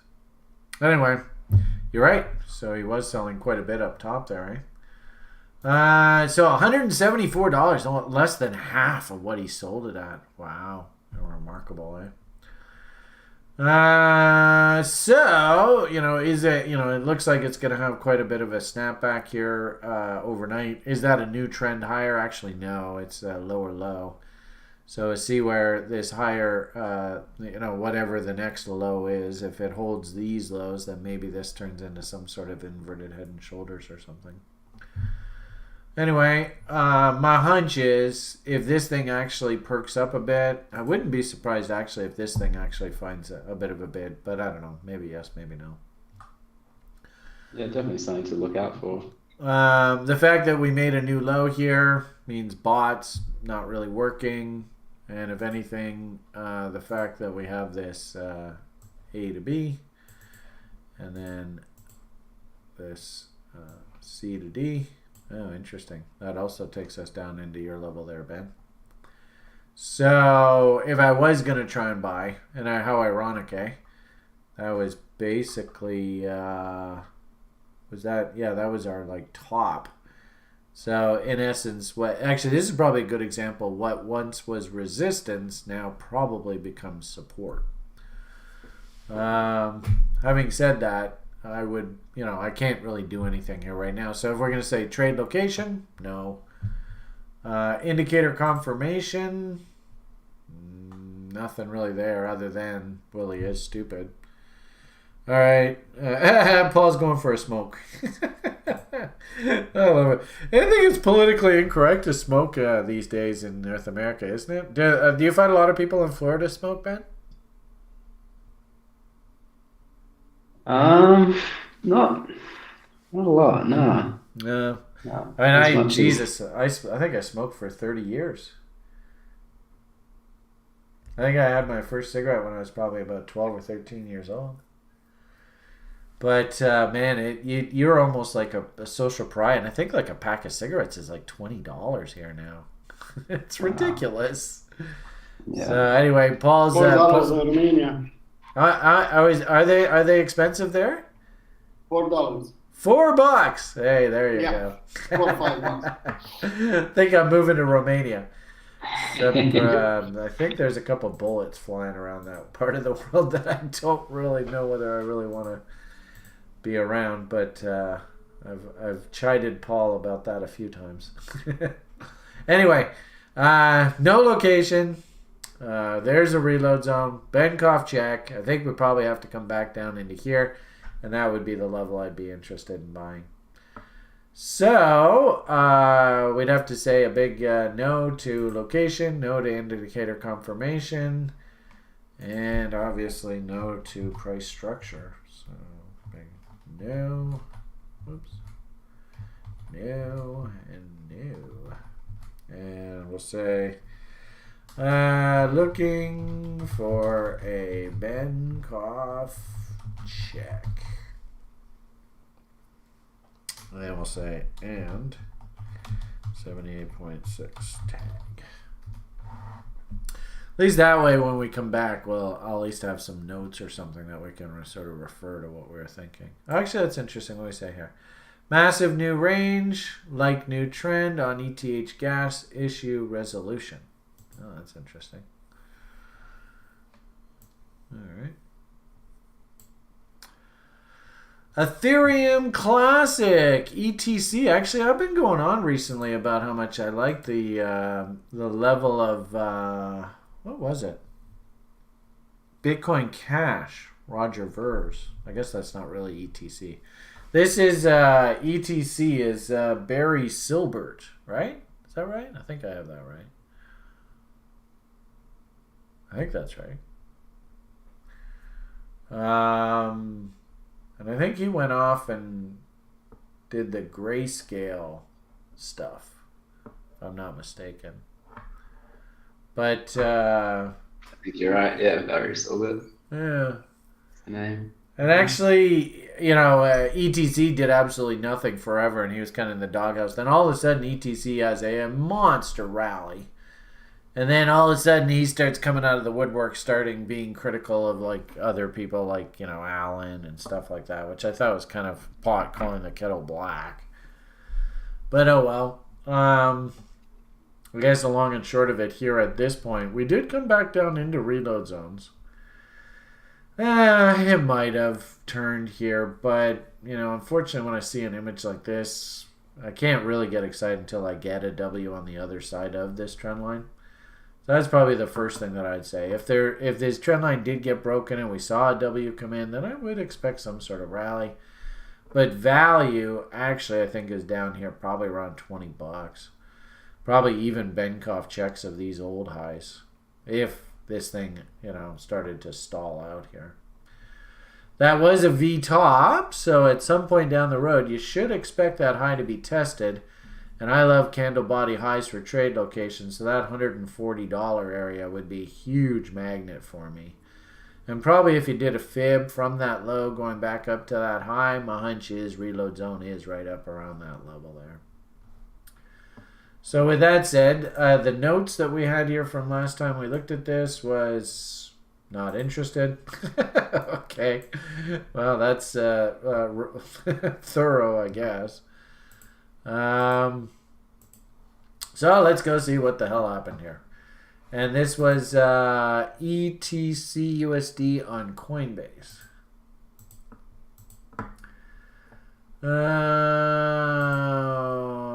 That's actually supposed to be the stock one. So this is supposed to be crypto. So ETCUSD on Coinbase. There it is. Aha. Okay, so let's see what we got here. There's that old high. Kind of just floundered here, right? I think this was...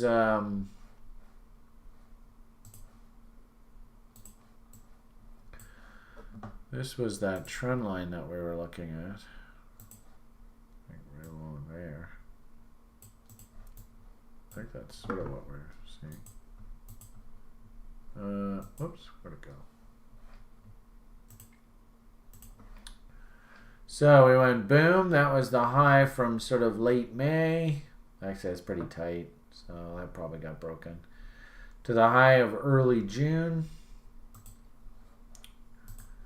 So late May, early, oh yeah, so that was that trend line. Hello, Paul. How was the smoke? Was it good smoke? Awesome. Awfully tough to come up with trades here, but interesting. You can see broke the trend line. Have to wait for the W to come in on the other side of that trend line. Probably have a better color here for this. Something like that. So broke it, put in an M right away. Yuck. Back down we go. 3-bar fractal against the lows. You could have traded that. That's pretty tricky. I suppose you could argue really wide W, but I don't like those. In fact, somebody even on this site the other day told me, or asked me, sort of said, well, do you really need to see all of the W on the other side of this trend line? And this is probably a good example that, yeah, you do. You could sort of fudge it and say, well, part of the W is on the other side of this trend line over here. I don't like that, me personally. And I've often found that if I do that and I say, okay, there's your W, and then it goes up, and then it comes down, and then you see down the road an actual real W come in, and I don't even see that. Looks like we broke to new lows. Rallied up, came back down, broke to new lows, rallied up, and this has been painful as hell. So just choppy, and then puke out. So probably at best, just looking at this, I'd probably say that this is just a massive trading range. Top of the range is somewhere up in there.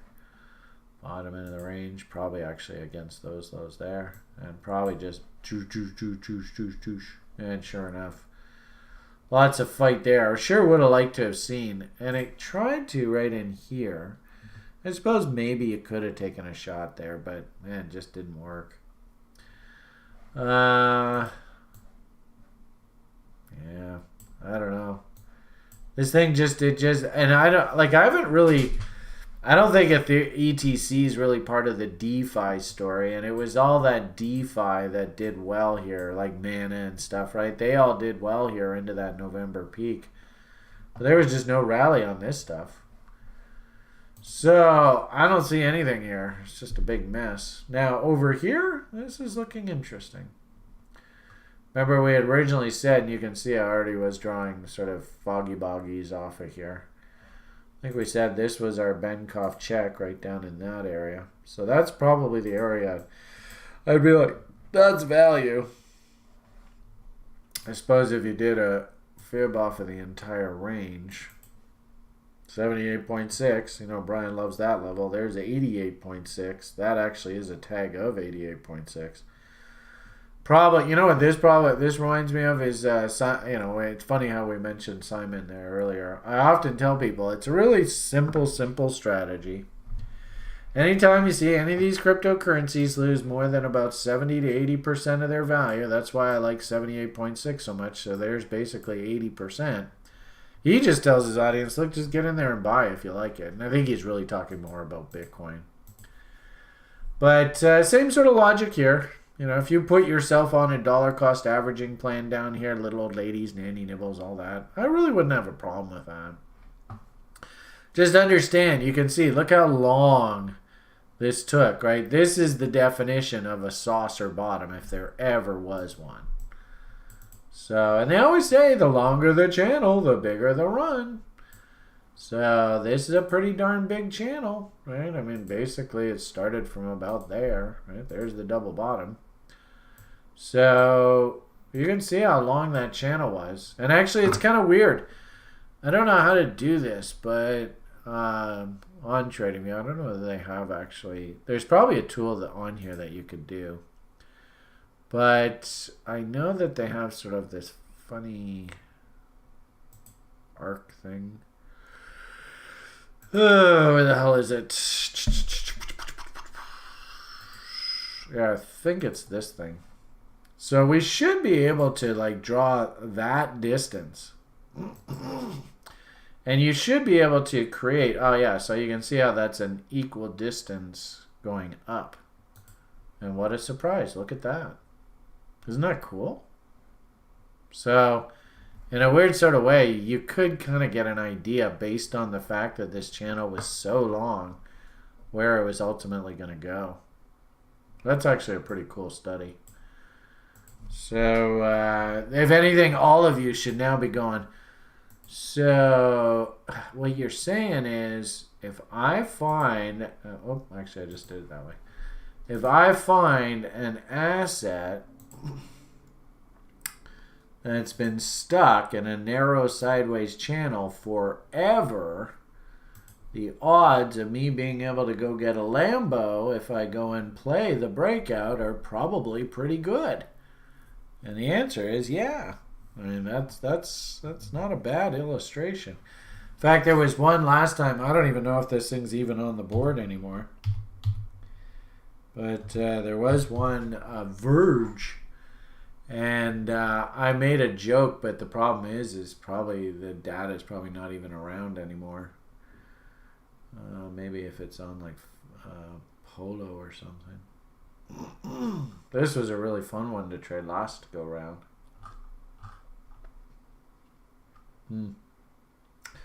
Maybe it's on Trex. I don't know. Let's see. Yeah, there we go. Holy moly, look at the size of that channel, eh? But anyway, I first got involved in this thing in this channel right here. So you could probably do the same logic. Just go, thing is, I'm not quite sure how to do that, but maybe there to there. And then up. Oh, it's pretty close. Maybe it's not exactly at the bottom. Yeah, not bad. Something along those lines. So it, at the very least, it just gives you an idea. Believe it or not, that's actually not unrealistic. What is that? That's and hell, wait, let's do the percentages. There you go, 13,000%.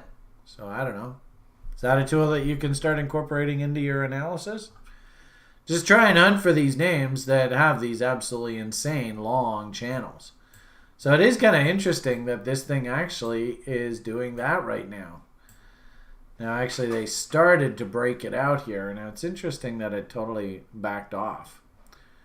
And clearly that obviously is not the same. Oh, no, I screwed that up. Oh, well. Anyway, obviously that didn't project that, but fascinating. You know, I might even just, I have already written in the diary. All right, cool, cool. What have you written? You're going to go and do some narrow sideways channel hunting? I wonder how you'd justify that one. That channel looks like, man, that, believe it or not, is actually suggesting it needs to get back up into there. Anyway, well, we'll see what happens. I suppose you could probably, sorry? Quick question. I don't want to derail you, but can you get channels within channels, like Sure. like that correspond to kind of blips along the way? Channels within channels. I Like don't you see say why you have like not. a big channel, and then You know, within you there might have a argue smaller channel. that is a channel right there, sort of roughly, right? Just quickly throwing these on here, right? And then notice this is also a channel down in here, sort of down in that area down there. Oh, come on, you. So that's also a price channel. So, I mean, ironically enough, I know it sounds kind of silly, but and I don't even know where you do it, but you could technically say that that's actually a price channel. Very wide, but it is, you know. So, I guess I was trying to see if there was, you know, what's like really handy is if you can try and identify, like, for instance, if we looked at this there, and like, I don't know, there or something like that. And then notice, and here, unfortunately, right, this would be sort of like your channel within a channel. There. And then we puked out.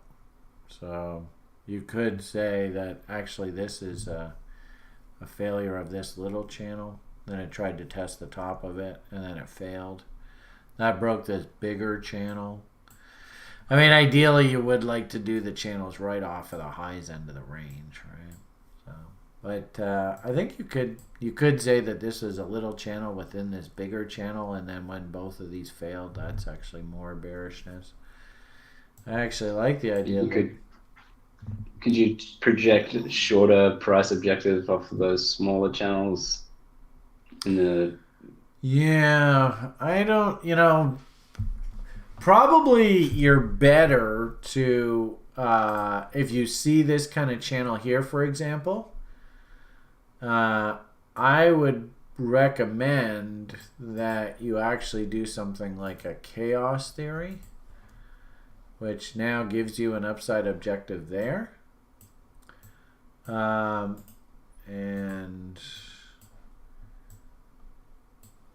then I don't know if this would even work, but something like that maybe is what you're thinking. Yeah, that's kind of what I was wondering. There we go, something like that. So I would say the odds are we're probably, and really this isn't a very good example, but can you understand how this head and shoulders technically could be a channel? So. Yep. It's not really the best example. Maybe it is, maybe it isn't. You know, with the head actually below, maybe that's not even legit. And maybe, like, what I've just, you know, and unfortunately when you try and do this on the fly, you can never come up with examples that are just, you know, oh, this is perfect. But I guess I remember distinctly, and this, I don't really want to do this here, but I remember Dog Money, for instance. It actually had a number of different channels, and one of them like was almost from like literally the first day that it started. Like if we look at Polo, what the hell is that? Elon US dollar? I don't want to see that. Maybe, I guess maybe versus Bitcoin. Come on, give me. Wow, look at that. There's just not even that many old ones. God, we used to have just tons of these. Maybe I have to have the E on there. Oh, there we go. Yeah. Okay, so if we look at like Bitcoin versus Doge on Polo, right? It's just really a question of your perspective. Eh? I mean, you could say that this is a massive narrow sideways channel there against there, right? You could say within this, and especially the way that it respected that and then backed off and then blasted off there, that definitely is a channel. And then I suppose we could go, all right, well, let's go like that and then go like that. And it's not a terrible projection. It's a little bit off. It's not terrible. Well, actually, that's interesting. So, hey, all you got to do is just screw with the charts and you can make it fit. See how easy that is? It kind of throws all that out the window, eh? So I'm not quite sure how I didn't want to like teach you, hey, do this. What I wanted to show you was this concept of, you know, the longer the channel, the cliche is the longer the channel, the bigger the run. And I think that these are directly proportional. Now, obviously, with TradingView, we can make things look whatever the hell we want them to look like. But this is the concept I wanted to try and impart on you guys. And I'm not exactly sure how to do it because, frankly speaking, I've never had anybody teach me it.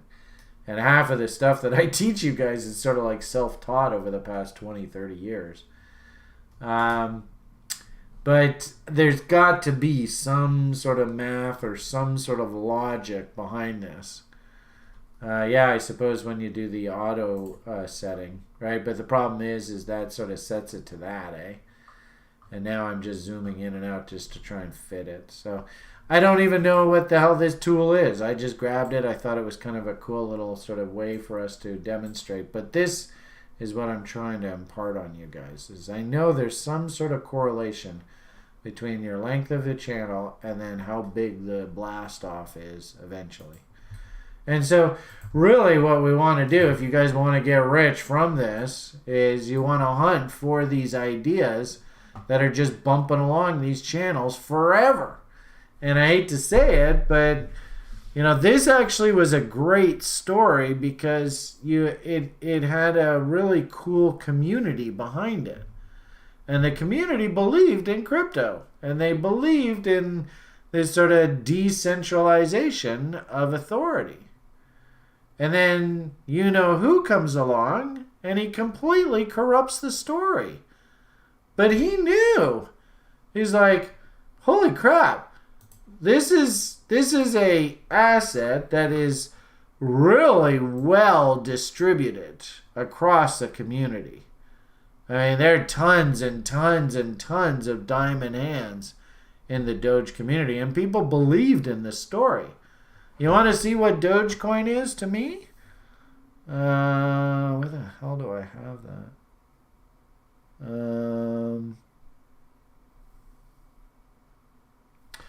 Probably on my Twitter feed.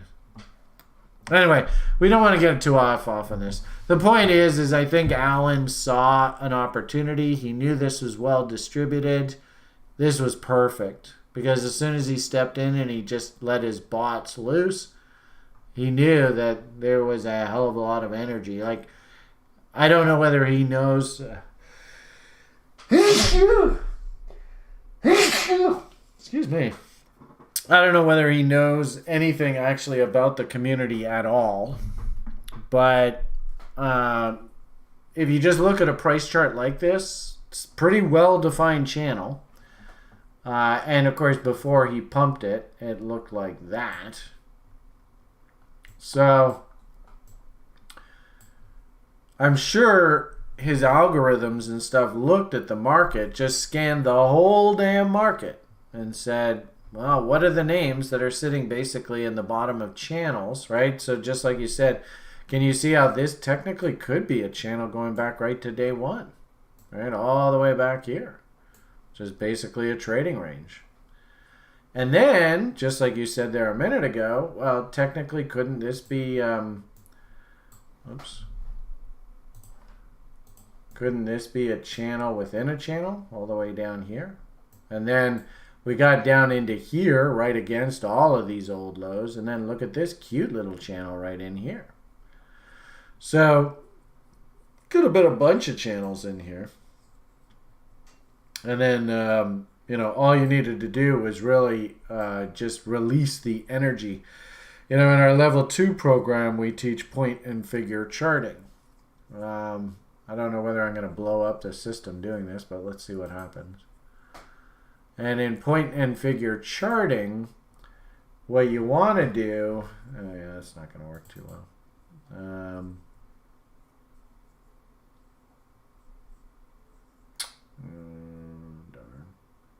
Well, maybe if I go down to a daily. Yeah. So in point and figure charting, what you want to do is you identify these channels. And then all you're going to do is you're just going to count up all the boxes inside this range, right? So 1, 2, 3, 4, 5, 6, 7, 8, 9, 10, 11, 12, 13, 14, 15, blah, blah, blah, blah, blah, blah, blah, blah, blah, right? And then if we do break out through the top, you just literally project. This is called the horizontal count. And that actually, all of these boxes, my hunch is that's probably taking you up into there. Now, what's super cool off of this is because all this does is it just basically identifies trading range, takes time out of the equation. Remember we saw how long that channel took to develop? It was like years, eh? So point and figure charting takes all the time out. There is that range, there is that channel, and so you can do foggy boggies off of it, and it works pretty damn well, eh? So kind of neat. And the funny thing is, I suppose we could probably do a foggy boggy off the top here, back down. Oh, and gives actually a pretty good downside target. So we don't need use to point and figure charts for fog and bomb extensions quite often. I think so. I don't see why not. Yeah. Okay, cool. Right, because the fog and bomb is nothing more than identifying the release of energy. Yeah. So point and figure charting, it's going to identify, I mean, the one big selling feature of point and figure charting is the removal of time from the equation. It doesn't care about time. All it cares about is what's the trading range. And the longer we stay in a range, like I said, so, way back when people couldn't do foggy boggies and they couldn't do these kind of math, all they would do is they would just add up all of these boxes. I mean, we can do that now, right? I didn't want to waste time here. Yeah. 1, 2, 3, 4, 5, 6, 7, 8, 9, 10, 11, 12, 13, 14, 15, 16, 17, 18, 19, 20, 21, 22, 23, 24, 25, 26, 27, 28, 29, 30, 31, 32, 33, 34, 35, 36, 37, 38, 39, 40, 41, 42, 43, 44, 45, 46, 47, 48, 49, 50, 51, 52. So 52, 53, something along those lines. So we'll go from the breakout up top here, we'll go 1, 2, 3, 4, 5, 6, 7, 8, 9, 10, 11, 12, 13, 14, 15, 16, 17, 18, 19, 20, 21, 22, 23, 24. You see where I'm going with this? And actually, that's just about halfway to the top, right? So probably if we count it all the way up, that's probably about 50 bars. Voodoo magic. This is... You know what this is? This is a sales pitch for both of you cocksuckers to take the level 2 program. Oh no. Yeah, that's so cool. So, I mean, I can't say it any better than that, right? And spoken like a gnarly old trader, right? Like, Brian, you can't say that on YouTube. All the mothers get upset when you swear like a sailor. So now Chris has got to go, all right, so Coach stays here. Anyway. So, and Kiran, he has the pleasure of teaching you this. So... Anyway, that's kind of a fun chart, eh? I think I want to save that. I'm going to throw that in the lounge. That's a cool chart. All right, and then I got to get back to that guy who was sending me 1,000,000 PMs. Actually, I'm not even looking at the YouTube page. I'm looking at my Trex page, so I'm not even sure if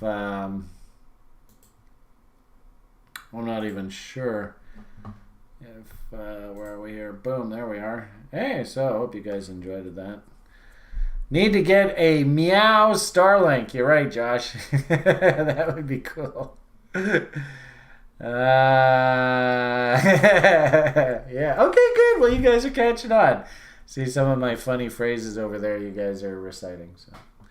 Okay, didn't really mean to get down the Doge rabbit hole, but that is kind of a fun image, eh? Okay, so let's get back to what we're supposed to be doing here. Oh yeah, we're talking about fucking Barry Silbert. So, is Mr. Silbert even relevant? I don't know. He was all excited there, and I thought it was funny that he sort of jumped on the bandwagon, beating up on Alan there. But ETC still grayscale, yeah. Yeah. So... I think Mr. Silbert's all gung-ho about grayscale, and he's working away on that. I don't really see anything to get excited about. The problem with this, right, is, this is this 4-year cycle in crypto. So 17, huge bull, they all get stinking rich, and of course the public comes in and buys the damn shills, and BitConnect and all that kind of craziness up here. Then we come ripping down. 2018 is a horrible year and everybody's dying 1,000 deaths. And what I'm worried about, can you kind of see how this thing came down here and it's kind of waffling? Doesn't this look an awful lot like this kind of thing right here? This looks awfully familiar. I don't know. To me, it looks the same. So, if somebody asked me, what are you expecting going forward? Well, frankly speaking, this is what I'm expecting. Ugh. It's just not a hell of a lot to get excited about. Now, maybe you're like, well, Brian, look at this W here, and look at what happened. Huge rally. And look at this W here, and huge rally. Maybe. I would personally prefer, and I found that I do a lot better in this game, if I wait for these saucer bottoms and then we start to get excited as things like Bitcoin halving events are getting closer and we're in the friendly 4-year part of the cycle. That makes perfect sense why the asset did that, but I'm sure nobody expected the magnitude of that move. Suppose there's probably also something you could do is maybe even just go boom, boom, connect the dots here. That might give you an idea of targets, but we never did get up there, so I don't know. It's probably not that relevant. Maybe that's telling you where he has to go down the road. Maybe. This definitely looks like too far, too fast. So, just big hurry up and do nothing right now.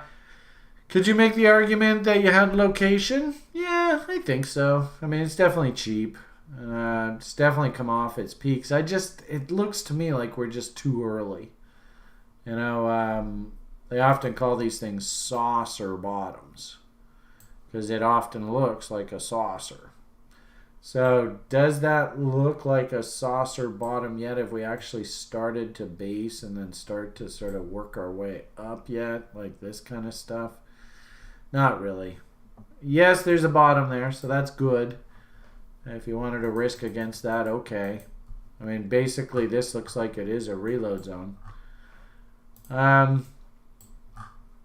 So, my hunch is probably into like May, June. If you've been watching any of my videos of late, I am looking for some sort of trough through this period here. I wouldn't be surprised if we play against these lows into that event. That wouldn't surprise me at all. So we can start reload zone if you are a Silbert fan, right? We are past 61.8 coming into 78.6. So, you might even argue, well, Brian, isn't this sort of a reload zone within a reload zone? Look how big that huge higher time frame reload zone is. Huge. And this is actually a reload zone below a reload zone. Don't see that every day. If anything, I don't like when this happens. I'm a big fan of symmetry. I like things to sort of look and feel kind of like, here we go, reload zone. So there's 88.6. But even, in this case, reload zone 61.8, 78.6. Well, I guess that's the same thing. So this was a reload zone below a reload zone. If anything, if this is the same scenario, I don't think it is, but if it is, then you can see the test of the lows. And then you want to just play it conservative. Just give me some sort of big fat W here. And really, I think that the formation is there, breakout. So that is the event you want to see. Try not to chase. Notice if you just did a Wyckoff check, placed your order at the breakout level, you got your fill at the W level. And what this is on the site recently, Nick, our old co-host, I thought it was a great comment, and I'll probably repeatedly make reference to it. But this right here, coming in after an asset that spent basically, what's that? That's like 2 years basing. Then things start moving up. You could probably see that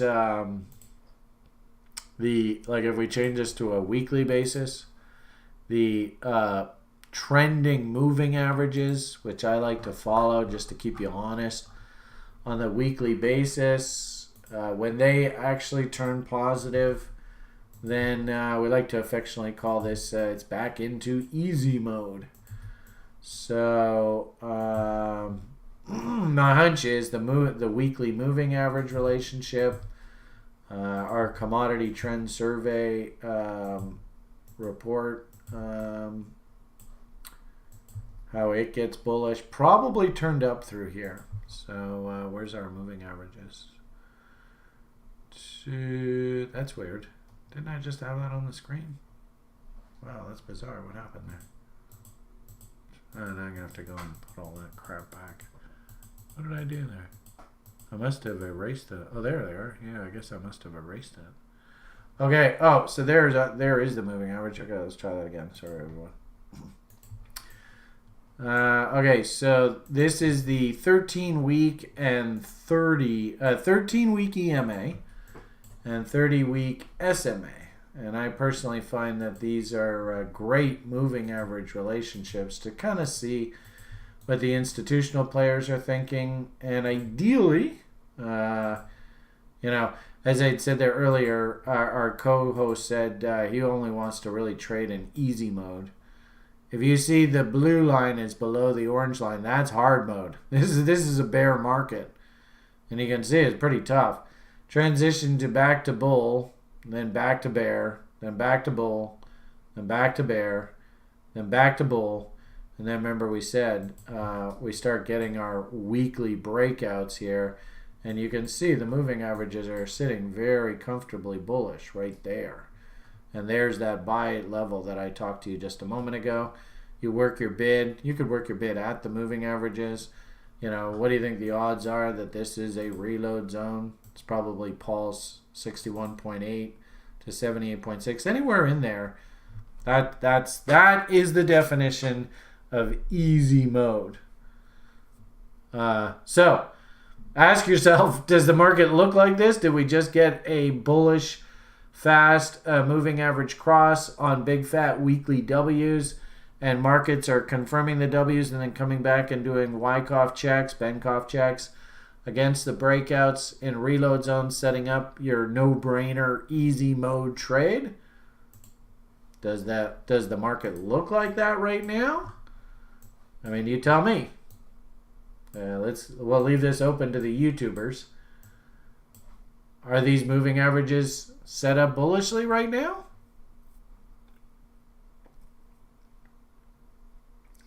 Looks to be a rising, broadening wedge forming in the short term. Bearish pattern. Hey, there you go. Thank you, Great Dalmoody. And he says, no! The moving averages are not bullish. I hate to say it, but I'd have to agree with him. So, you want to wait for easy mode to come back and start playing with this stuff? It's probably in your best interest, to be honest with you. And unfortunately, we're kind of just in dangerous mode, especially with this May-June coming up. I wouldn't be surprised if there's some more fun and games against these lows here. So, I guess what I'll say is, don't even really have that great of a div. I mean, Willie did get stupid there. Actually, this is a weekly chart, eh? Let's go back to a daily. Yeah, so to set up an actual trade, I don't even really see nothing really solid. There's probably like little Davo, momentum signals in here. There's a nice push, don't get me wrong. It's a good looking little triangle breakout there. So the traders, the problem here is you buy at 27. Oh yeah, what a surprise. What's 27 times 2? Right? Basically right into that 54. So probably the traders, probably even Barry himself, probably did flip some there. And then notice as soon as we got to double whatever this breakout price was, that's almost exactly where the bull move stopped. So even in the short term, I'd probably say, you probably missed the trade. Don't mean to be rude, but you're too late. So We say location, yes. Indicator confirmation, no divs here. Willie's stupidly oversold, so that's, I suppose, a good thing. And no price structure yet to work with. But it is an interesting... It's cheap. That's probably the way I would look at this, is that it's cheap, but it could definitely get cheaper before this correction is done. All right, well, holy moly, that was a mouthful. I don't know whether I was of any help there or not.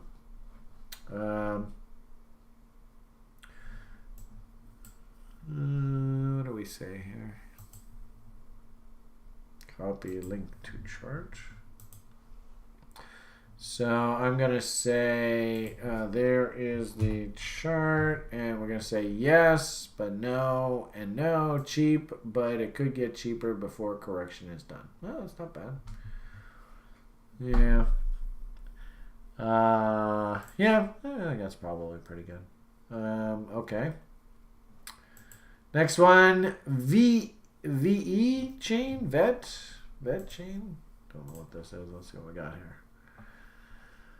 VE chain, Tether, USD, daily. So we dipped down into reload zones. We did do Benkoff checks. We jumped out of that area. Could this have been a trade? 66 cents, excuse me, all the way up to 12. So you definitely know your sort of smarty pant trader guys. They probably got off a nice little double there, especially off of this massive wick. That's probably a nice gift. Or tail, beg your pardon. Reload short zones probably up in this 22 area, so we could have very easily worked our way back up into here. And since we are well below the trend line, don't really get any sort of trending signals higher until we W out on the other side of this trend line. So let's go see what the hell happened. This was May of 2021. VET USDT on Binance. VET USDT on Binance. Boom. Bam. Okay, so there's the big rally. Woohoo!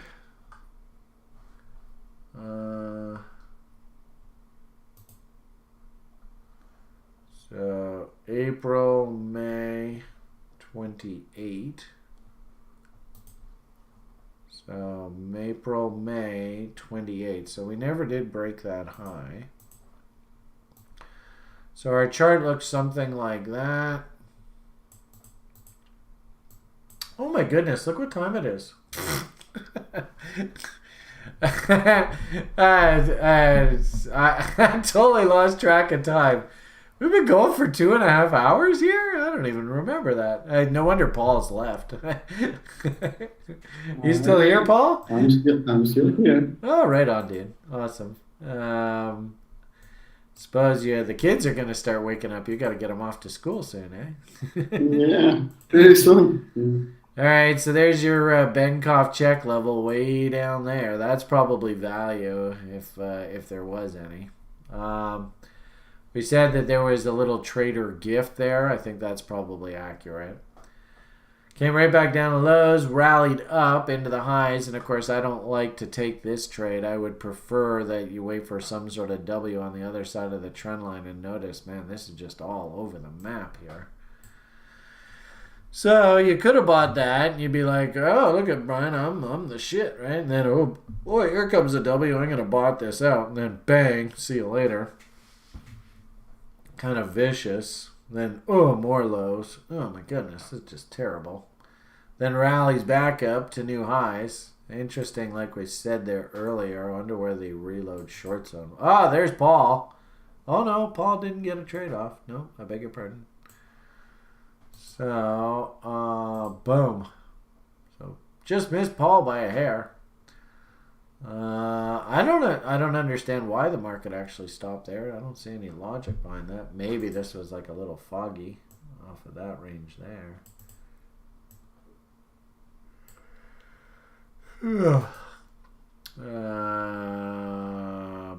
Oops, that's not what I want. I want this one? There we go. No? Oh, I don't know why the market stopped there. I suppose, we do have 50% rule. Mr. WD Gann, maybe that's the reason why it stopped there. But even so, right? That's an odd place for the market to stop. That's a bit surprising. What do you make out of all this? I don't like the fact that it actually did ultimately go through that low. That's kind of a bad sign. There's a W, though. Hey, look at that. Down, up, down, breakout. You know how much Brian loves his 78.6s. So, this actually is not a terrible little level to take a look at there. Right in there. So, if you got a nice little W in here, it wouldn't be a terrible idea. We're down, like I said, we're getting it. This is, I've being in this space long as I have, this is a really good example where I could very easily see this just play around with these lows and break some hearts and then maybe go and W and then break some hearts some more and do that kind of thing.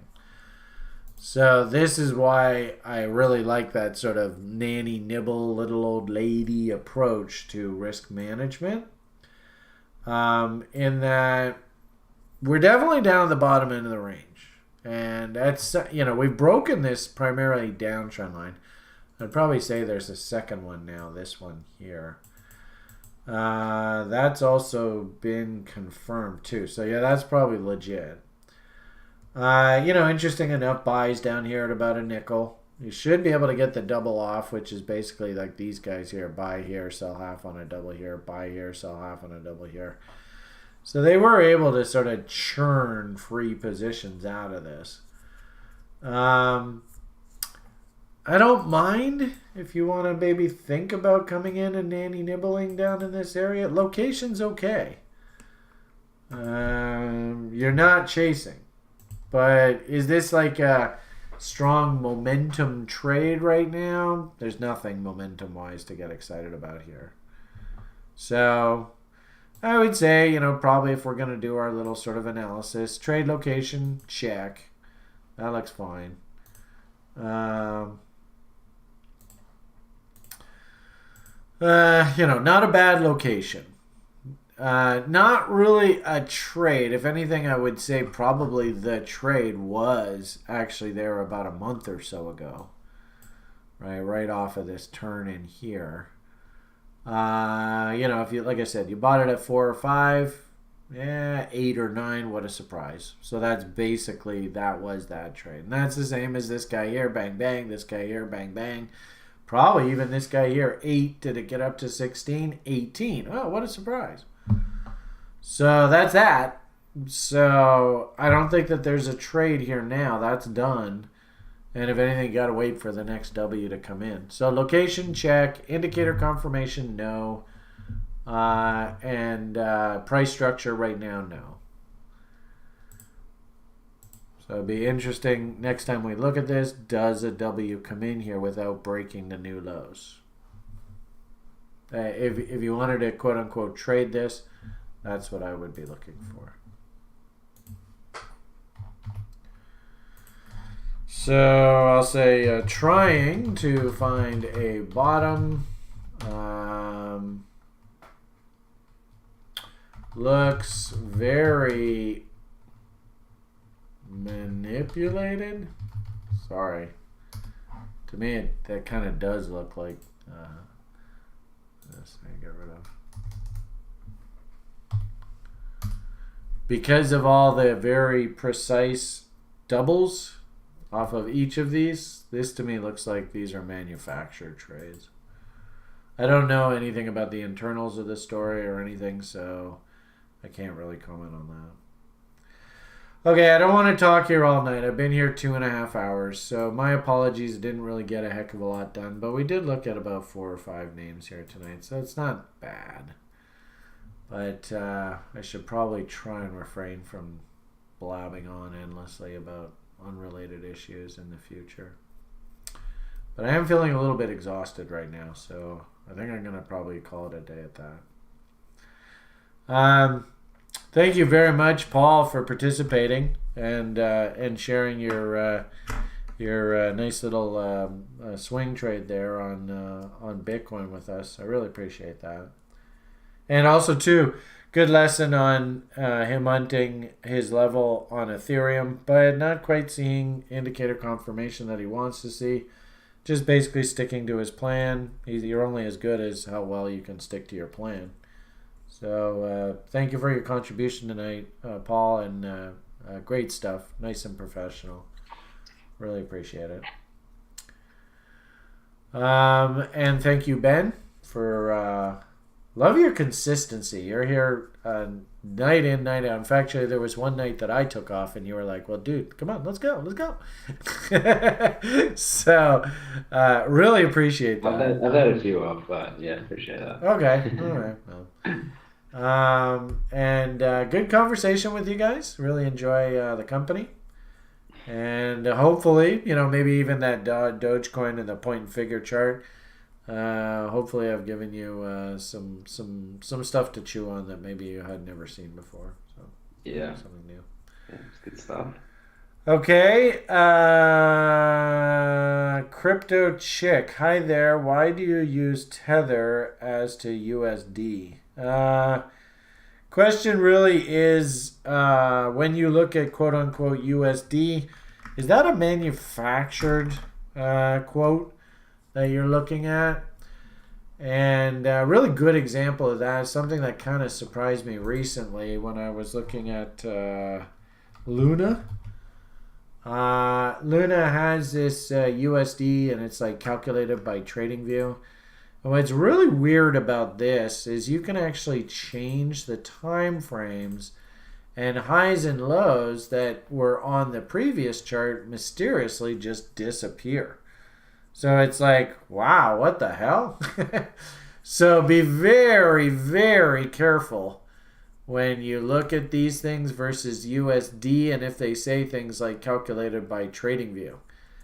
You don't even really know if that's even a real quote. And it could get a little dangerous. So that's probably the number one reason why I don't really default to USD. And then also too, I'm speaking to the crypto community.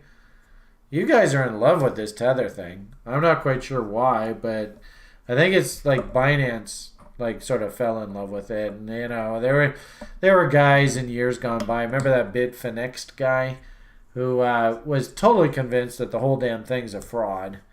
But nonetheless, I mean, the irony of it all in this world is you tell a lie. I mean, just check out Russian policy. You tell a lie enough times, and the public actually believes it. It's the truth.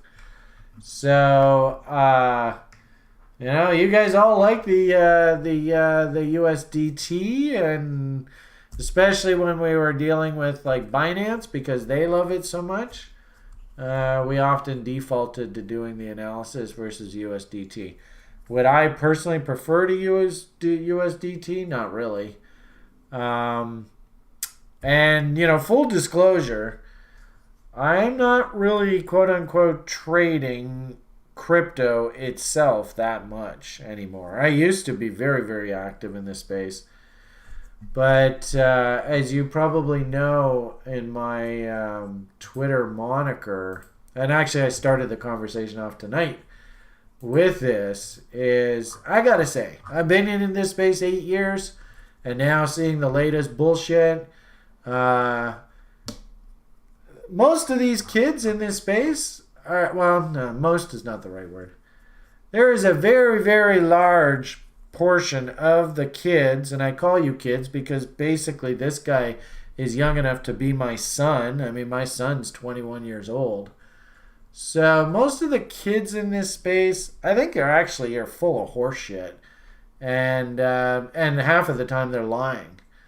So I don't really like the crypto space that much, to be honest with you. I know that's a terribly politically incorrect thing to say. If I'm going to trade crypto, and I come from the classic stock market, commodities market background.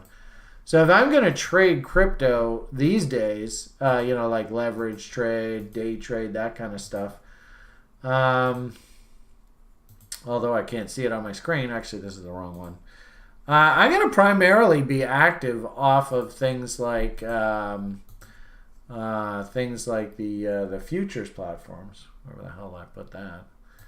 Here. So I love watching the CME Bitcoin contract and the Ethereum contract. And my hunch is over time, there probably will be more vetted, more sort of, this is actually legit coin added to the futures contracts, and I'll probably be most interested in these.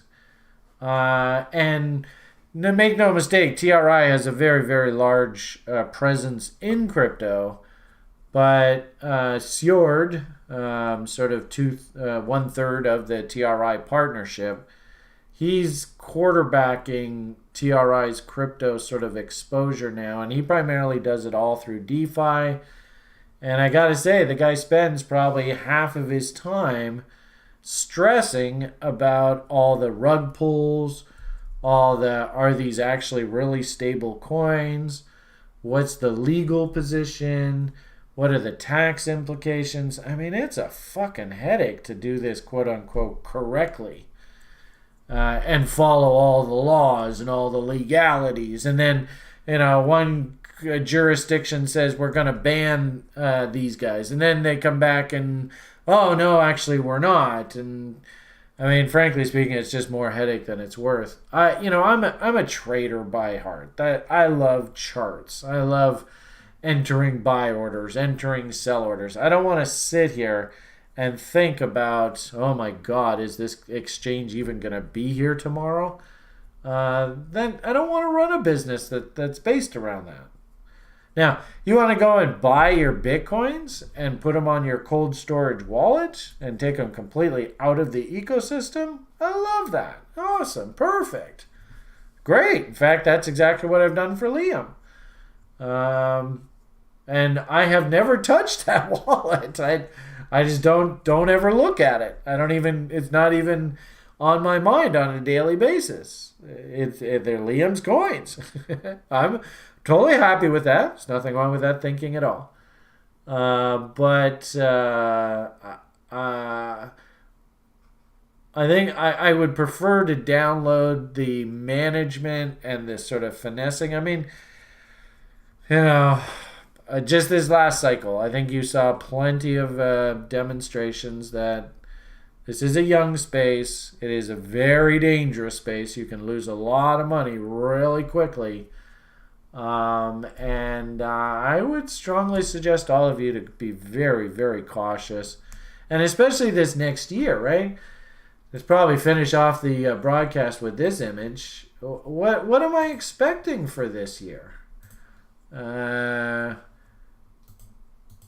There's my 4-year cycle, and what I kind of thought was going to be the pattern for this particular cycle. I thought it was going to look a heck of a lot like the 13-14 cycle, 13, 14, 15, I guess.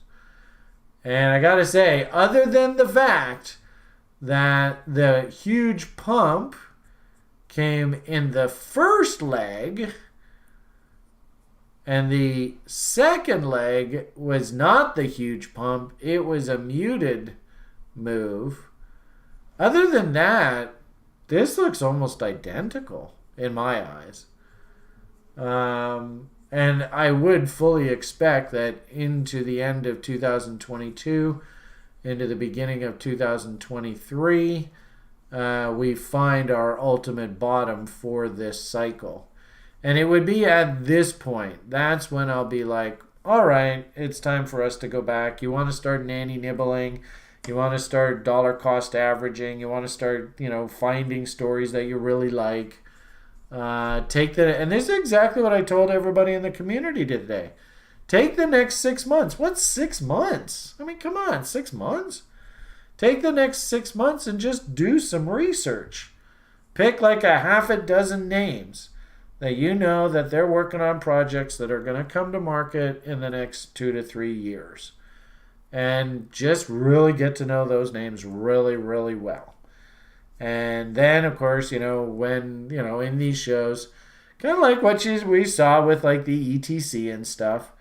If it takes the next 6-8 months to eventually find our bottom and these things saucer out again, and then we start going through the basing process 2023, then you set yourself up. I fully expect 2024, 2025 is, ironically enough, I actually think 2024, 2025, that market is going to look like the 17-18 bull. So, that's my honest opinion of this space right now.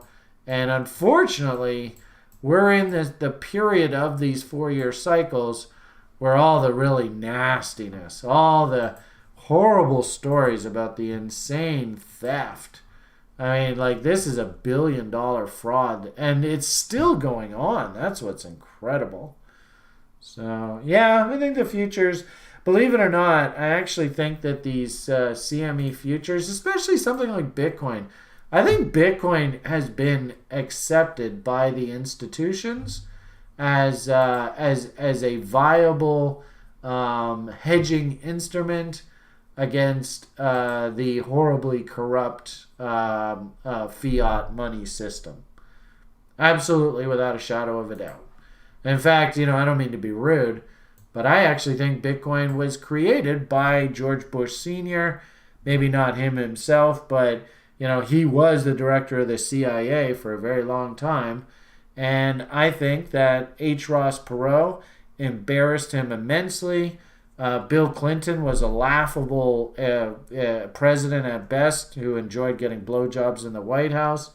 And I think George Bush Sr. was absolutely and utterly insulted by what happened there in 1992. And I think he single-handedly said, we're going to bring down this thing called the United States of America. That's what I think happened. And I think his son got put in president, and they just literally sucked every single penny they could possibly suck out of the U.S. system, whether it be through the housing debacle, whether it be through the oil market, whether it be through manufactured wars on terrors, et cetera, et cetera. CIA agencies that have no oversight and like tens of billions of dollars of budgets that you can't touch. Everybody, of course, remembers Dick Cheney and what a wonderful guy that guy was. Weapons of mass destruction, basically blatantly lying to the public and lying to the world. And I could argue that the sort of end game of all of that, they knew that they bankrupted the United States of America, and their sort of final insult was they knew that the currency was going to have to be absolutely decimated to try and sort of right the boat after the great financial crisis bullshit. And they built Bitcoin specifically as an out for them to try and save and protect their wealth. So there you go. Boom. That's a mouthful. All right. I think we'll probably leave the rant at that. I'm sure I probably lost half of you halfway through that paragraph soliloquy. Thank you so much for, Carlisle, that's right. I mean, it's tragic how brutal this all is. But thank you very much for your participation tonight, everybody. Sure hope you enjoyed the offering. Hit the like button, subscribe, ring Colleen's bell, ring Ben's bell, ring Paul's bell, ring everybody's bell. Be sure to check out the website. If you do need help building plans and getting yourself ready for the next bull market, and trust me, there'll be plenty of money to be made down the road. Feel free to pop by the site. We have a 30-day trial that you can take advantage of, get to know our community a little bit, and maybe seriously consider joining our education program. I know I probably gave my two show co-hosts a kick in the butt to get going on the rest of Yeah. We'll move. All right, guys. Closing thoughts. Now that I've opened up Kim Pandora's box, closing thoughts from you, Paul. Any words of wisdom for the audience here this evening? Yeah, we forgot about the bet on Bitcoin. Oh, that's right. Hey, there you go. So thank you. You're already doing your job as a co-host. So, what the hell's going to happen with the old corn next week? Hate to say it, but I don't know whether I really have much of a change of thought here. Actually, I'm surprised that we're actually 5% lower. I thought we'd just basically tread water here. So actually, Paul, why don't you give us your prognostication? You still as bullish as you were last week? +1. +1? Yeah. All right. So you think we're going up? That will help your trade. The question is, do we go up after you've hit your 2-to-1 objective? Well, we'll see. All right, so we've got a vote from Paul. Nick is MIA. I guess we maybe just minimize his column. Actually, you know what I'll do there is why don't we go like this? We will move Ben over here. Did that work? There we go. Ben is now over here. And then we'll put Paul over here. I don't know whether that screwed up down below or not. Oh, did it? Oh, yeah, it did. Oh, fudge. Darn. Oh, well. Thought I was being all fancy. Okay, so, sorry to do that to everybody. Let's get our head on straight. Okay, so I can't move the columns, but nonetheless, Paul is giving us a +1. What do you think, Ben? Where are we heading in the future? I'm going to send some PMA to Paul's way for his trade and give it a 1. All right, you're going with a 1 too. I think we have to 1 is yellow, isn't it? Yeah, I think so. Yeah. All right. Wow, lots of yellows, eh? Okay, and then what I usually like to do is look at my little waves and just see if anything really jumps out at me here. Where do I do that? I think I do it over here. So, let's see what we got. Boosh. Boosh. All right, so I was thinking last week that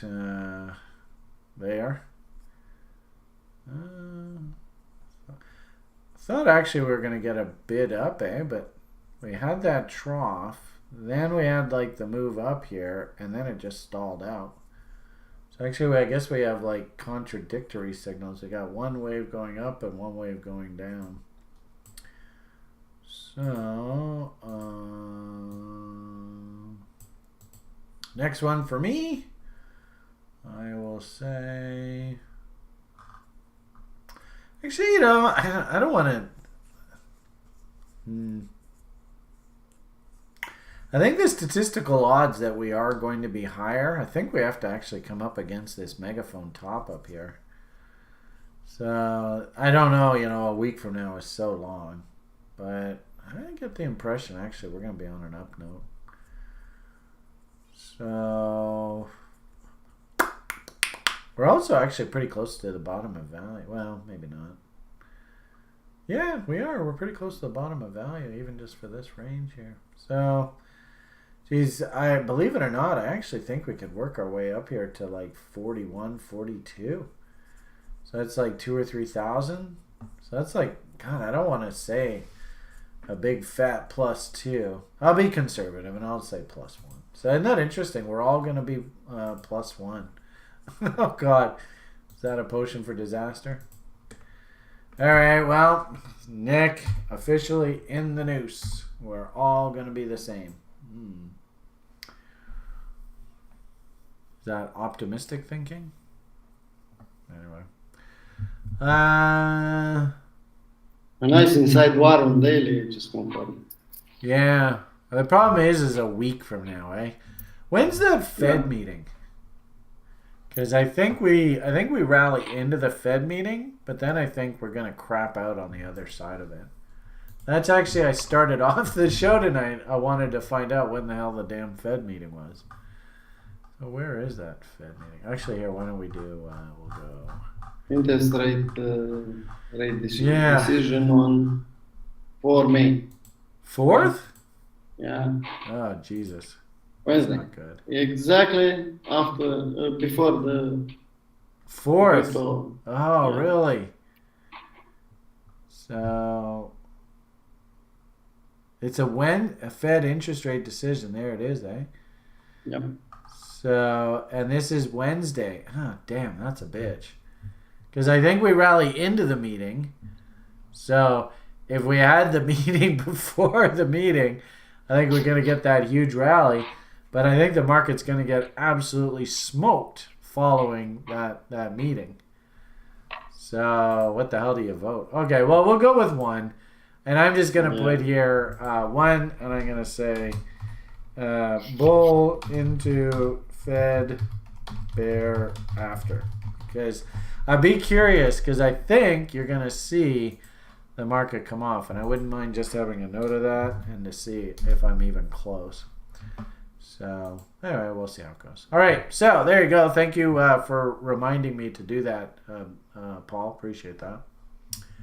Now, back to where we were. Any closing thoughts for these good people? Just send some PMA over your way for the boy tomorrow. Oh, I love that. That's always a bonus. And I got to say, I don't know what it is, but every time I ask all of you guys to just sit and just take a pause and think about sending some positive karma to this little boy that you have absolutely no idea who he is. But it's weird. It works. Here, I'll just, he's 21 years old. But for the record, there's my boy. Mind you, here, we'll put him up on the screen. There's my boy. Oh, he's such a beautiful little boy. Love you, Liam. Anyway, so that's who you're giving your positive PMA to. That's when he was just a little tyke. This is when he was in grade school. So actually, that's probably a little bit better picture. I don't really have a portrait. Anyway, that is who you are sending here. Isn't he such a cutie? Looks like his mom. Doesn't look too much like Dad, but he looks like his mom. Anyway, so there's Liam. Now you all know who he is. Love you, Ben. So thank you very much for the positive karmic thoughts, Ben. I appreciate that. That's you're always going to score points with me when you say stuff like that. Thank you, sir. Now, how about these good people? Any words of wisdom for them to see? Maybe. Oh, you can't see? Did that not go through very well? Well, that's too bad. Thank you, Adam. Appreciate it. I'll see you, of course. I'll see you, Adam, tomorrow morning in the futures pit.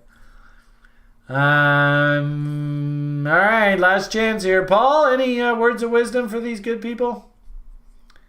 Yeah, just trade your setups. There you go. Trade your setups. No opinion. Live with the results. Right. Day by day. Yeah, good. And Ben, coming out of the great state of Florida, karmic vibes radiating through the cosmic image your background behind you. I guess they're radiating on an angle, eh? I don't know if you can see the image behind you or not. Anyway, you got the closing thought here, sir. What do you want to tell these good people? I don't know, something that just jumped into my head. A research assignment I got to look into, but if anybody out there knows from your earlier conversation about the Bitcoin being a pet project of the CIA, how much of the money supply do you need to have control over the entire money supply? And maybe how much? Yeah, that's a good question. As a percentage, and how much does that work out to be to that wallet that of Satoshi Nakamoto's? Yeah, well, yeah, the original. Yeah, I suppose it's probably. I think it has like 1 million bitcoins in it or something, doesn't it? Yeah. Yeah. What is the magic number? And I would not be surprised if all of the banksters right now are trying to scramble around to try and control as many of those bitcoins as possible. That would not surprise me one bit. And yes, U.S. citizens, you're allowed to own Bitcoin, but it has to be custodialized or whatever they call it in some sort of wallet or some sort of central location that they ultimately control. And if they wanted to go and just steal your Bitcoins from you, they could, just like that, That's a very good question. That's a really good question. I don't know what that number is. That great Del Moody guy, he would know that. Yeah, in fact, he says the CIA now has a woke recruiting ad. Shoe on head. On YouTube, did a hilarious video lambasting it. Yeah, there you go. All right, so not only great Del Moody, I think that's a great assignment for you. That guy's super smart, so he'd probably be able to help you out there, Ben. So make a note in the spreadsheet, and I wouldn't mind, we'll ask that question a few times, see if we can actually get an answer. That'd be kind of cool. Okay. Sounds good. All right, so 2-hour show. Yeah, it's a nice, friendly 3 hours. Brian's to getting better. Next time, 4 hours. Time for what? Next time, 4 hours. Don't put it past me, dude. Don't put it past me. All right, everybody. Have yourselves a great rest of your afternoon, evening, morning, wherever you are in the world. PMA for the win. I think, Ben, you took us out last time, didn't you? So, Paul, you get the honors. Oh, wait a minute. No, Paul did. And I wasn't impressed. So, Paul, have you been practicing? I hope you've been practicing. Well, I'm going to give you another week to practice. Since you took us out last time, Ben gets the honors. So, Ben, the only thing left for us to say this evening is... Bye for now.